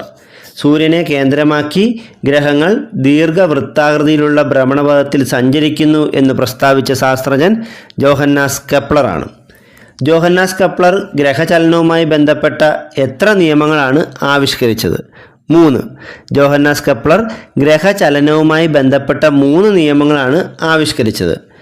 ഭൂമിയുടെ ആരം ഏറ്റവും കൂടിയ ഭാഗം ഏതാണ്? ഭൂമധ്യരേഖാ പ്രദേശം. ഭൂമിയുടെ ആരം ഏറ്റവും കൂടിയ ഭാഗം ഭൂമധ്യരേഖാ പ്രദേശമാണ്. റിസർവ് ബാങ്ക് ഓഫ് ഇന്ത്യയുടെ ആസ്ഥാനം എവിടെയാണ്? മുംബൈയാണ്. റിസർവ് ബാങ്ക് ഓഫ് ഇന്ത്യയുടെ ആസ്ഥാനം മുംബൈയാണ്. റിസർവ് ബാങ്കിൻ്റെ ചിഹ്നത്തിലുള്ള മൃഗം ഏതാണ്? കടുവയാണ്. റിസർവ് ബാങ്കിൻ്റെ ചിഹ്നത്തിലുള്ള മൃഗം കടുവയാണ്. റിസർവ് ബാങ്കിൻ്റെ ചിഹ്നത്തിലുള്ള വൃക്ഷം ഏതാണ്? എണ്ണപ്പനയാണ്. റിസർവ് ബാങ്കിൻ്റെ ചിഹ്നത്തിൽ കാണുന്ന വൃക്ഷം എണ്ണപ്പനയാണ്. ഇന്ത്യയിൽ 1 രൂപ നോട്ട് അച്ചടിക്കുന്ന സ്ഥാപനം ഏതാണ്? കേന്ദ്ര ധനകാര്യ വകുപ്പാണ്. ഇന്ത്യയിൽ 1 രൂപ നോട്ട് അച്ചടിക്കുന്ന സ്ഥാപനം കേന്ദ്ര ധനകാര്യ വകുപ്പാണ്. ഒരു ദിവസം തന്നെ ധാരാളം പ്രാവശ്യം പണം നിക്ഷേപിക്കാനും പിൻവലിക്കാനും സൗകര്യം നൽകുന്ന നിക്ഷേപം അറിയപ്പെടുന്ന പേരെന്താണ്? പ്രചലിത നിക്ഷേപം. ഒരു ദിവസം തന്നെ ധാരാളം പ്രാവശ്യം പണം നിക്ഷേപിക്കാനും പിൻവലിക്കാനും സൗകര്യം നൽകുന്ന നിക്ഷേപമാണ് പ്രചലിത നിക്ഷേപം. പലിശ ലഭിക്കാത്ത നിക്ഷേപം ഏതാണ്? പ്രചലിത നിക്ഷേപം. പലിശ ലഭിക്കാത്ത നിക്ഷേപമാണ് പ്രചലിത നിക്ഷേപം. ഇപ്പോൾ കച്ചവടക്കാരും വ്യാപാരികളുമൊക്കെ ആണ് കൂടുതലായും ഈ പ്രചലിത നിക്ഷേപം ചെയ്യുന്നത്. പണം കയ്യിൽ സൂക്ഷിക്കാതെ സാധനങ്ങൾ വാങ്ങാൻ സഹായിക്കുന്ന പ്ലാസ്റ്റിക് കാർഡ് ഏതാണ്? Credit card. പണം കയ്യിൽ സൂക്ഷിക്കാതെ സാധനങ്ങൾ വാങ്ങാൻ സഹായിക്കുന്ന പ്ലാസ്റ്റിക് കാർഡാണ് ക്രെഡിറ്റ് കാർഡ്. വനിതാ ശാക്തീകരണം ഇന്ത്യയുടെ ശാക്തീകരണം ഇത് ഏത് സ്ഥാപനത്തിൻ്റെ മുദ്രാവാക്യമാണ്? ഭാരതീയ മഹിളാ ബാങ്കിൻ്റെ.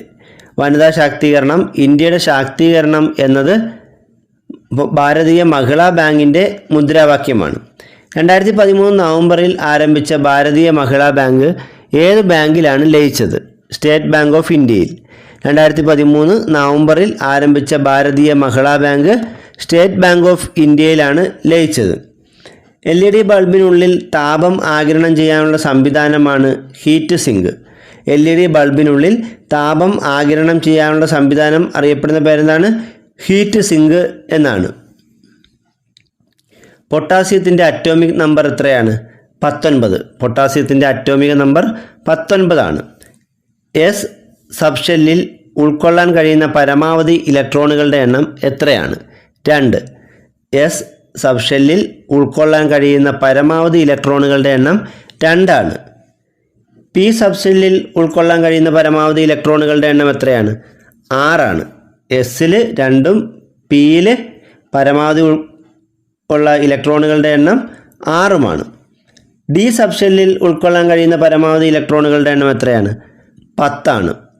ഡി സബ്ഷെല്ലിൽ ഉൾക്കൊള്ളാൻ കഴിയുന്ന പരമാവധി ഇലക്ട്രോണുകളുടെ എണ്ണം 10 ആണ്. എഫ് സബ്ഷെല്ലിൽ ഉൾക്കൊള്ളാൻ കഴിയുന്ന പരമാവധി ഇലക്ട്രോണുകളുടെ എണ്ണം 14 ആണ്. എഫ് സബ്ഷെല്ലിൽ ഉൾക്കൊള്ളാൻ കഴിയുന്ന പരമാവധി ഇലക്ട്രോണുകളുടെ എണ്ണം എത്രയാണ്? 14 ആണ്. അപ്പോൾ എസ് സബ്ഷെല്ലിൽ ഉൾക്കൊള്ളാവുന്ന പരമാവധി ഇലക്ട്രോണുകളുടെ എണ്ണം 2, പി സബ്ഷെല്ലിൽ 6, ഡിയിൽ 10, എഫിൽ 14. കാർബണിൻ്റെ അറ്റോമിക നമ്പർ എത്രയാണ്? 6. കാർബണിൻ്റെ അറ്റോമിക നമ്പർ 6 ആണ്. പൊതുവിദ്യാലയങ്ങളിലെ മുഴുവൻ കുട്ടികളുടെയും വിവരങ്ങൾ അടങ്ങിയ സംവിധാനം ഏതാണ്? സമ്പൂർണ്ണ. പൊതുവിദ്യാലയങ്ങളിലെ മുഴുവൻ കുട്ടികളുടെയും വിവരങ്ങൾ അടങ്ങിയ സംവിധാനം സമ്പൂർണ്ണയാണ്. ഡാറ്റാബേസ് നിർമ്മിക്കാനും സുരക്ഷിതമായി കൈകാര്യം ചെയ്യാനും നമ്മെ സഹായിക്കുന്നത് DBMS ആണ്. എന്താണ് DBMS എന്ന് പറഞ്ഞാൽ? ഡാറ്റാബേസ് മാനേജ്മെൻറ്റ് സിസ്റ്റം എന്നാണ്. ഡാറ്റാബേസ് നിർമ്മിക്കാനും സുരക്ഷിതമായി കൈകാര്യം ചെയ്യാനും നമ്മെ സഹായിക്കുന്നത് ഡാറ്റാബേസ് മാനേജ്മെൻറ്റ് സിസ്റ്റമാണ്. വൃത്താകൃതിയിലുള്ള ബാക്ടീരിയയുടെ DNA അറിയപ്പെടുന്നത് എന്ത് പേരിലാണ്? പ്ലാസ്മിഡ്. വൃത്താകൃതിയിലുള്ള ബാക്ടീരിയയുടെ DNA അറിയപ്പെടുന്നത് പ്ലാസ്മിഡ് എന്ന പേരിലാണ്. ജീനുകളെ വിളക്കി ചേർക്കാൻ ഉപയോഗിക്കുന്ന എൻസൈം എന്താണ്? ലിഗേസ്. ജീനുകളെ വിളക്കി ചേർക്കാൻ ഉപയോഗിക്കുന്ന എൻസൈമാണ് ലിഗേസ്. ത്വക്കിന് നിറം നൽകുന്ന വർണ്ണ പ്രോട്ടീൻ എന്താണ്? മെലാനിൻ. ത്വക്കിന് നിറം നൽകുന്ന വർണ്ണ പ്രോട്ടീനാണ് മെലാനിൻ. ജനിതക ഘടനയിൽ പെട്ടെന്നുണ്ടാകുന്നതും അടുത്ത തലമുറയിലേക്ക് കൈമാറ്റം ചെയ്യപ്പെടുന്നതുമായ മാറ്റങ്ങളാണ് ഉൽപ്പരിവർത്തനം. ജനിതക ഘടനയിൽ പെട്ടെന്നുണ്ടാകുന്നതും അടുത്ത തലമുറയിലേക്ക് കൈമാറ്റം ചെയ്യപ്പെടുന്നതുമായ മാറ്റങ്ങളാണ് ഉൽപ്പരിവർത്തനം. റൈബോസ് പഞ്ചസാര കാണപ്പെടുന്ന ന്യൂക്ലിക് ആസിഡ് ഏതാണ്? RNA.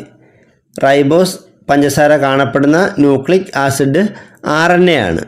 DNA-യിലെ നൈട്രജൻ ബേസുകളുടെ സ്വഭാവം എന്താണ്? ക്ഷാര സ്വഭാവം. DNA-യിലെ നൈട്രജൻ ബേസുകളുടെ സ്വഭാവം ക്ഷാര സ്വഭാവമാണ്. ഭൂപടങ്ങളിലെ നിറങ്ങളും അവയുടെ സവിശേഷതകളുമാണ്.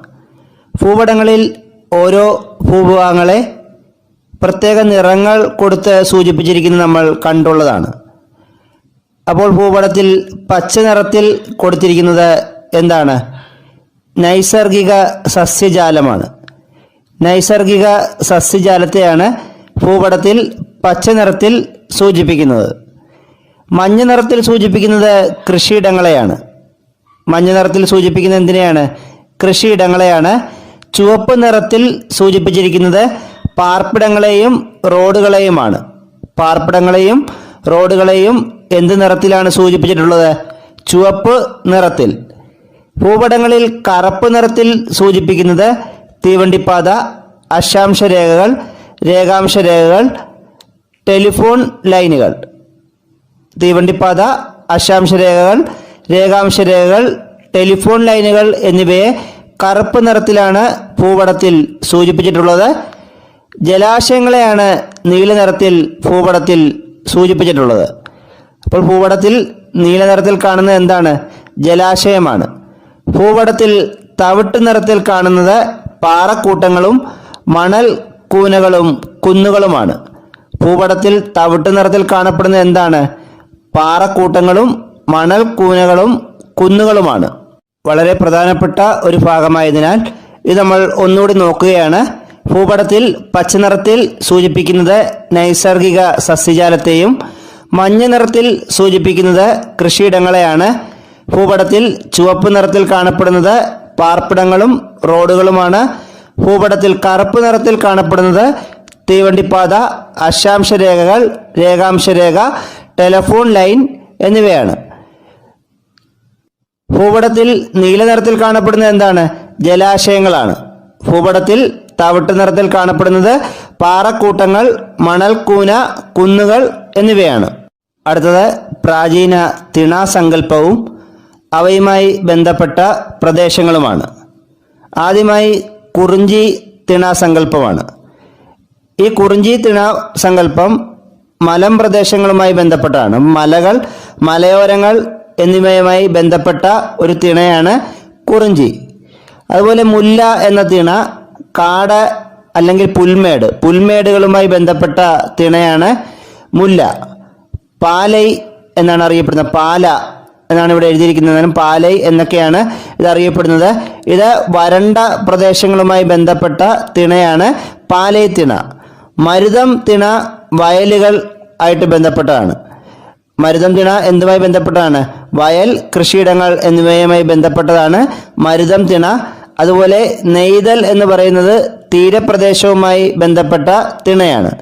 തീരപ്രദേശവുമായി ബന്ധപ്പെട്ട തിണ ഏതാണ്? നെയ്തലാണ്. അപ്പോൾ കുറിഞ്ചി തിണ മലം പ്രദേശങ്ങളെ സൂചിപ്പിക്കുന്നു. മുല്ലൈ തിണ എന്താണ്? പുൽമേടുകളെയാണ് സൂചിപ്പിക്കുന്നത്. പാലൈ വരണ്ട പ്രദേശങ്ങളാണ്. മരുതം വയൽ അല്ലെങ്കിൽ കൃഷിഭൂമിയാണ്. നെയ്തൽ തീരപ്രദേശമാണ്. അടുത്തത് നമ്മൾ നോക്കുന്നത് ബ്രിട്ടീഷുകാർക്കെതിരെ കലാപത്തിനിറങ്ങിയ ഇന്ത്യയിലെ ഗോത്ര വിഭാഗങ്ങളാണ്. ഫീലുകൾ എന്നറിയപ്പെടുന്ന ഗോത്ര വിഭാഗം ഇത് മറാത്തയിലാണ് കാണപ്പെട്ടത്. മറാത്തയിലെ ഗോത്രവിഭാഗമാണ് ഫീലുകൾ. അതുപോലെ ബ്രിട്ടീഷുകാർക്കെതിരെ കലാപത്തിനിറങ്ങിയ മറ്റൊരു പ്രധാന ഗോത്ര വിഭാഗമാണ് കോലി. കോലി അഹമ്മദ് നഗറിലെ ഗോത്ര വിഭാഗമാണ്. കോളുകൾ എന്ന ഗോത്ര വിഭാഗം ഛോട്ടാ നാഗ്പൂരിലെ ഗോത്ര വിഭാഗമാണ്. സാന്താൾ എന്നത് രാജ്മഹൽ കുന്നുകളിലെ ഗോത്ര വിഭാഗമാണ്. അതുപോലെ കേരളത്തിൽ ബ്രിട്ടീഷുകാർക്കെതിരെ കലാപത്തിനിറങ്ങിയ ഗോത്രവിഭാഗമാണ് കുറിച്യർ. കുറിച്യർ എവിടെയാണ്? വയനാട് ജില്ലയിലാണ് കുറിച്യർ എന്ന ഗോത്രവിഭാഗം ഉള്ളത്. ഒന്നുകൂടെ പറയാം. ഫീലുകൾ എന്ന ഗോത്രവിഭാഗത്തെ കാണപ്പെടുന്നത് മറാത്തയിലാണ്. കോലി എന്ന ഗോത്രവിഭാഗം അഹമ്മദ് നഗറിലാണ്. കോളുകൾ എന്ന ഗോത്രവിഭാഗം ഛോട്ടാ നാഗ്പൂരിലെ ഗോത്രവിഭാഗമാണ്.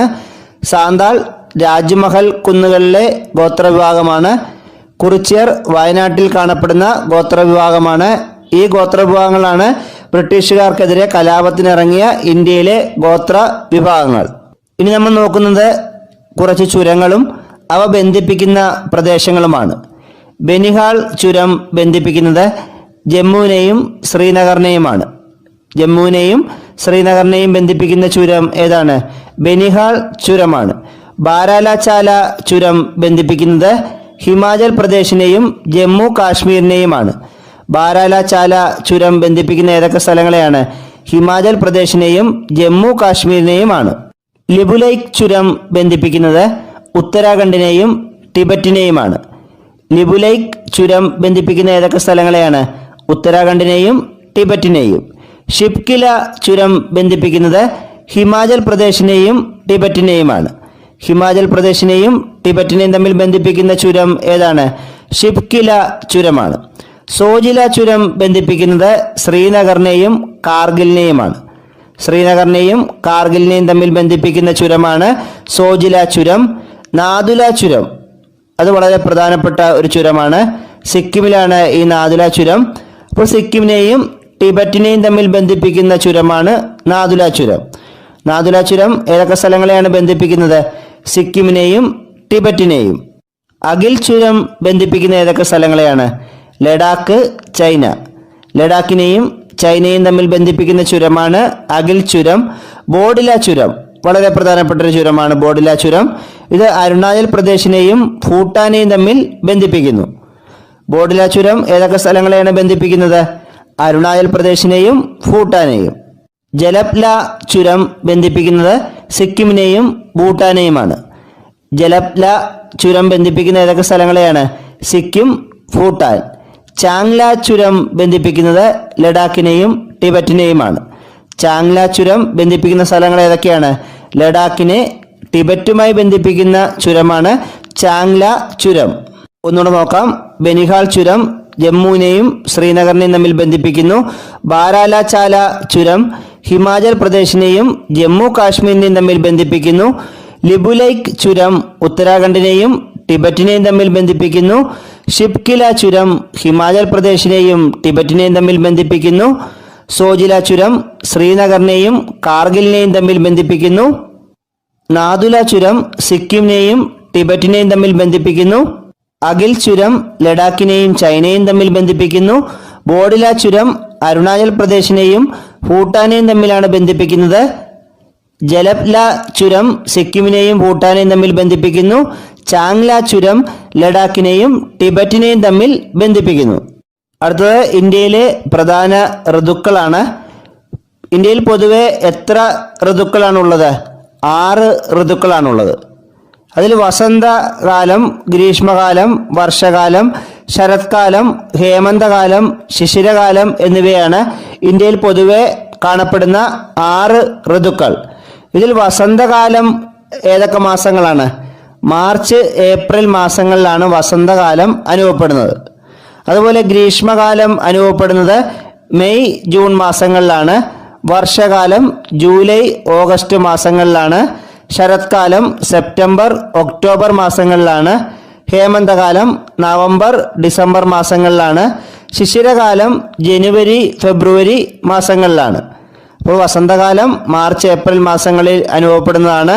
അതുപോലെ ഗ്രീഷ്മകാലം മെയ്, ജൂൺ മാസങ്ങളിലാണ് കാണപ്പെടുന്നത്. വർഷകാലം ജൂലൈ, ഓഗസ്റ്റ്. ശരത്കാലം സെപ്റ്റംബർ, ഒക്ടോബർ. ഹേമന്തകാലം നവംബർ, ഡിസംബർ. ശിശിരകാലം ജനുവരി, ഫെബ്രുവരി. ഇനി നമ്മൾ പഠിക്കാൻ പോകുന്നത് ഇന്ത്യയിൽ പ്രധാനപ്പെട്ട സ്ഥാനങ്ങളിലേക്ക് മത്സരിക്കാൻ ആവശ്യമായ പ്രായമാണ്. ആദ്യമായി രാഷ്ട്രപതി സ്ഥാനത്തേക്ക് മത്സരിക്കാൻ വേണ്ട കുറഞ്ഞ പ്രായം 35 വയസ്സാണ്. ഇന്ത്യയിൽ രാഷ്ട്രപതിയാകാൻ വേണ്ട കുറഞ്ഞ പ്രായം എത്രയാണ്? 35 വയസ്സ്. അപ്പോൾ 35 വയസ്സ് പൂർത്തിയായ ഒരാൾക്ക് മാത്രമേ രാഷ്ട്രപതി സ്ഥാനത്തേക്ക് മത്സരിക്കാൻ പാടുള്ളൂ. ഉപരാഷ്ട്രപതിയും അതുപോലെ തന്നെയാണ്. 35 വയസ്സായ ഒരു വ്യക്തിക്ക് മാത്രമേ ഉപരാഷ്ട്രപതിയാകാൻ സാധിക്കുകയുള്ളൂ. അപ്പോൾ രാഷ്ട്രപതിയും ഉപരാഷ്ട്രപതിയും ആകണമെങ്കിൽ ഏറ്റവും കുറഞ്ഞത് 35 വയസ്സ് തികഞ്ഞിരിക്കണം. മറ്റു നിബന്ധനകൾ വേറെയുണ്ട്. ഇന്ത്യൻ പൗരനായിരിക്കണം, ലോക്സഭയിലേക്ക് മത്സരിക്കാനുള്ള യോഗ്യത ഉണ്ടായിരിക്കണം. അപ്പോൾ നമ്മൾ അതൊന്നും ഇപ്പോൾ ഇവിടെ നോക്കുന്നില്ല. ഇപ്പോൾ കുറഞ്ഞ പ്രായം മാത്രമേ നോക്കുന്നുള്ളൂ. അപ്പോൾ രാഷ്ട്രപതിയും ഉപരാഷ്ട്രപതിയും ആകണമെങ്കിൽ എത്ര വയസ്സ് പൂർത്തിയായിരിക്കണം? 35 വയസ്സായിരിക്കണം. കൂടാതെ ഒരാളും കൂടെ ഉണ്ട്. 35 വയസ്സ് പൂർത്തിയായാൽ മാത്രമേ ആ സ്ഥാനത്തേക്ക് എത്താൻ സാധിക്കുകയുള്ളൂ. അതാരാണ്? ഗവർണർ. അപ്പോൾ ഇന്ത്യയിൽ ഏതെങ്കിലും സംസ്ഥാനങ്ങളുടെ ഗവർണർ ആവണമെങ്കിലും 35 വയസ്സ് പൂർത്തിയായിരിക്കണം. അടുത്തത് അതിൻ്റെ തൊട്ട് താഴെ വരുന്നത് രാജ്യസഭ അംഗമാകാനുള്ള കുറഞ്ഞ പ്രായമാണ്. അപ്പോൾ രാജ്യസഭ അംഗമാകാനുള്ള കുറഞ്ഞ പ്രായം 30 വയസ്സാണ്. ഇന്ത്യയിൽ രാജ്യസഭ അംഗമാകാൻ വേണ്ട കുറഞ്ഞ പ്രായം എത്രയാണ്? 30 വയസ്സാണ്. തൊട്ട് താഴെ ലോക്സഭയാണ് കിടക്കുന്നത് അല്ലേ? അപ്പോൾ ലോക്സഭ അംഗമാകാൻ വേണ്ട കുറഞ്ഞ പ്രായം എത്രയാണ്? 25 വയസ്സാണ്. അപ്പോൾ ലോക്സഭ അംഗമാകാൻ വേണ്ട കുറഞ്ഞ പ്രായം 25, രാജ്യസഭ അംഗമാകാൻ വേണ്ട കുറഞ്ഞ പ്രായം 30 വയസ്സാണ്. അപ്പോൾ നമുക്ക് ഓർത്തിരിക്കാം, രാജ്യസഭ എന്ന് പറയുന്ന അല്പം കൂടെ മുതിർന്നവരുടെ സഭയെന്നാണ് നമ്മൾ പഠിച്ചിരിക്കുന്നത് അല്ലേ? അപ്പോൾ രാജ്യസഭ അംഗമാകാൻ വേണ്ട കുറഞ്ഞ പ്രായം 30ഉം ലോക്സഭ അംഗമാകാൻ വേണ്ട കുറഞ്ഞ പ്രായം 25 വയസ്സുമാണ്. പരീക്ഷയ്ക്ക് ചോദിക്കുന്നത് ഇങ്ങനെയായിരിക്കും: ഇന്ത്യൻ പ്രധാനമന്ത്രിയാകാൻ വേണ്ട കുറഞ്ഞ പ്രായം എത്രയാണെന്ന്. അപ്പോൾ നിങ്ങൾ എന്താണ് എഴുതുക? 25 വയസ്സാണ് എഴുതേണ്ട. കാര്യം എന്താണ്? ലോക്സഭാ അംഗമായ ഒരാൾക്ക് ഇന്ത്യയുടെ പ്രധാനമന്ത്രിയാകാൻ സാധിക്കുകയുള്ളൂ. അപ്പോൾ ഇന്ത്യൻ പ്രധാനമന്ത്രിയാകാൻ വേണ്ട കുറഞ്ഞ പ്രായം ചോദിച്ചാലും ലോക്സഭാ അംഗമാകാൻ വേണ്ട കുറഞ്ഞ പ്രായം ചോദിച്ചാലും 25 വയസ്സാണ്. സംസ്ഥാന നിയമസഭാ അംഗമാകാൻ വേണ്ട കുറഞ്ഞ പ്രായം എത്രയാണ്? അതും 25 വയസ്സാണ്. അപ്പോൾ നമ്മുടെ MLA-മാരൊക്കെ അവർക്ക് ഏറ്റവും കുറഞ്ഞ 25 വയസ്സ് പ്രായമായവർക്ക് മാത്രമേ MLA ആകാൻ സാധിക്കുകയുള്ളൂ. അങ്ങനെയെങ്കിൽ സംസ്ഥാന മുഖ്യമന്ത്രിയാകാൻ വേണ്ട കുറഞ്ഞ പ്രായം എത്രയാണ്? അത് ചോദിച്ചാലും 25 വയസ്സ് തന്നെയാണ്. കാരണം എന്താണ്? അപ്പോൾ സംസ്ഥാന നിയമസഭയിൽ അംഗമായ അല്ലെങ്കിൽ MLA ആയ ഒരാൾക്ക് മാത്രമേ മുഖ്യമന്ത്രിയാകാൻ സാധിക്കുകയുള്ളൂ. അപ്പോൾ സംസ്ഥാന നിയമസഭ അംഗമാകാൻ വേണ്ട കുറഞ്ഞ പ്രായം ചോദിച്ചാലും സംസ്ഥാന മുഖ്യമന്ത്രിയാകാൻ വേണ്ട കുറഞ്ഞ പ്രായം ചോദിച്ചാലും 25 വയസ്സ് തന്നെയാണ്. അടുത്തത് ത്രിതല പഞ്ചായത്തുകളിൽ മത്സരിക്കാൻ വേണ്ട കുറഞ്ഞ പ്രായമാണ്. അപ്പോൾ പഞ്ചായത്ത് തിരഞ്ഞെടുപ്പിലൊക്കെ മത്സരിക്കണമെങ്കിൽ, അതുപോലെ നഗരസഭ തിരഞ്ഞെടുപ്പിലൊക്കെ മത്സരിക്കണമെങ്കിൽ കുറഞ്ഞത് 21 വയസ്സെങ്കിലും പൂർത്തിയായിരിക്കണം. അപ്പോൾ പഞ്ചായത്ത് തിരഞ്ഞെടുപ്പിൽ മത്സരിക്കാൻ വേണ്ട കുറഞ്ഞ പ്രായം എത്രയാണ്? 21 വയസ്സാണ്. ഇനി ഒരു കാര്യം നമ്മൾ മനസ്സിലാക്കിയിരിക്കേണ്ടത്, ഇന്ത്യയിൽ വോട്ട് ചെയ്യാൻ വേണ്ട കുറഞ്ഞ പ്രായം എത്രയാണ്? അത് 18 വയസ്സാണ്. ഇന്ത്യയിൽ വോട്ട് രേഖപ്പെടുത്താൻ വേണ്ട കുറഞ്ഞ പ്രായം 18 വയസ്സാണ്. അടുത്ത് നോക്കുന്നത് കുറച്ച് അളവുകളും അതുമായി ബന്ധപ്പെട്ട യൂണിറ്റുകളുമാണ്. ആദ്യമായി നീളമാണ്. നീളത്തിൻ്റെ അടിസ്ഥാന യൂണിറ്റ് എന്ന് പറയുന്നത് എന്താണ്? മീറ്ററാണ്. നീളത്തിൻ്റെ അടിസ്ഥാന യൂണിറ്റ് മീറ്ററാണ്. നമ്മൾ നീളം സെൻറ്റിമീറ്ററിലും മീറ്ററിലും കിലോമീറ്ററിലുമൊക്കെ പറയാറുണ്ട്. എങ്കിലും നീളത്തിൻ്റെ അടിസ്ഥാന യൂണിറ്റ് ചോദിച്ചാൽ എന്താണ്? അത് മീറ്ററാണ്. മാസിൻ്റെ അല്ലെങ്കിൽ ഭാരം അല്ലേ, അതിൻ്റെ അടിസ്ഥാന യൂണിറ്റ് എന്താണ്? കിലോഗ്രാം ആണ്. ഇവിടെ നമ്മൾ ഗ്രാം, ക്വിൻ്റൽ, ടൺ എന്നൊക്കെ ഇതിൻ്റെ യൂണിറ്റ് പറയാറുണ്ടെങ്കിലും ഇതിൻ്റെ അടിസ്ഥാന യൂണിറ്റ് എന്താണ്? ഭാരത്തിൻ്റെ കിലോഗ്രാം ആണ്. സമയത്തിൻ്റെ അടിസ്ഥാന യൂണിറ്റ് എന്താണ്? അത് സെക്കൻഡാണ്. നമ്മൾ മണിക്കൂറിലും മിനിറ്റിലും സെക്കൻഡിലും ഒക്കെ പറയാറുണ്ടെങ്കിലും സമയത്തിൻ്റെ അടിസ്ഥാന യൂണിറ്റ് ചോദിച്ചാൽ എന്താണ്? സെക്കൻഡാണ്. വൈദ്യുത പ്രവാഹ തീവ്രതയുടെ അടിസ്ഥാന യൂണിറ്റ് എന്താണ്? ആംബിയർ. വൈദ്യുത പ്രവാഹ തീവ്രതയുടെ അടിസ്ഥാന യൂണിറ്റ് ആംബിയർ ആണ്. താപനിലയുടെ അടിസ്ഥാന യൂണിറ്റ് കെൽവിനാണ്. താപനിലയുടെ അടിസ്ഥാന യൂണിറ്റ് എന്താണ്? കെൽവിനാണ്.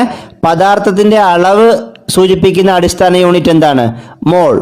പദാർത്ഥത്തിൻ്റെ അളവ് സൂചിപ്പിക്കുന്ന അടിസ്ഥാന യൂണിറ്റ് മോളാണ്. പ്രകാശ തീവ്രതയുടെ അടിസ്ഥാന യൂണിറ്റ് കാണ്ടിലയാണ്. പ്രകാശ തീവ്രതയുടെ അടിസ്ഥാന യൂണിറ്റ് എന്താണ്? കാണ്ടില.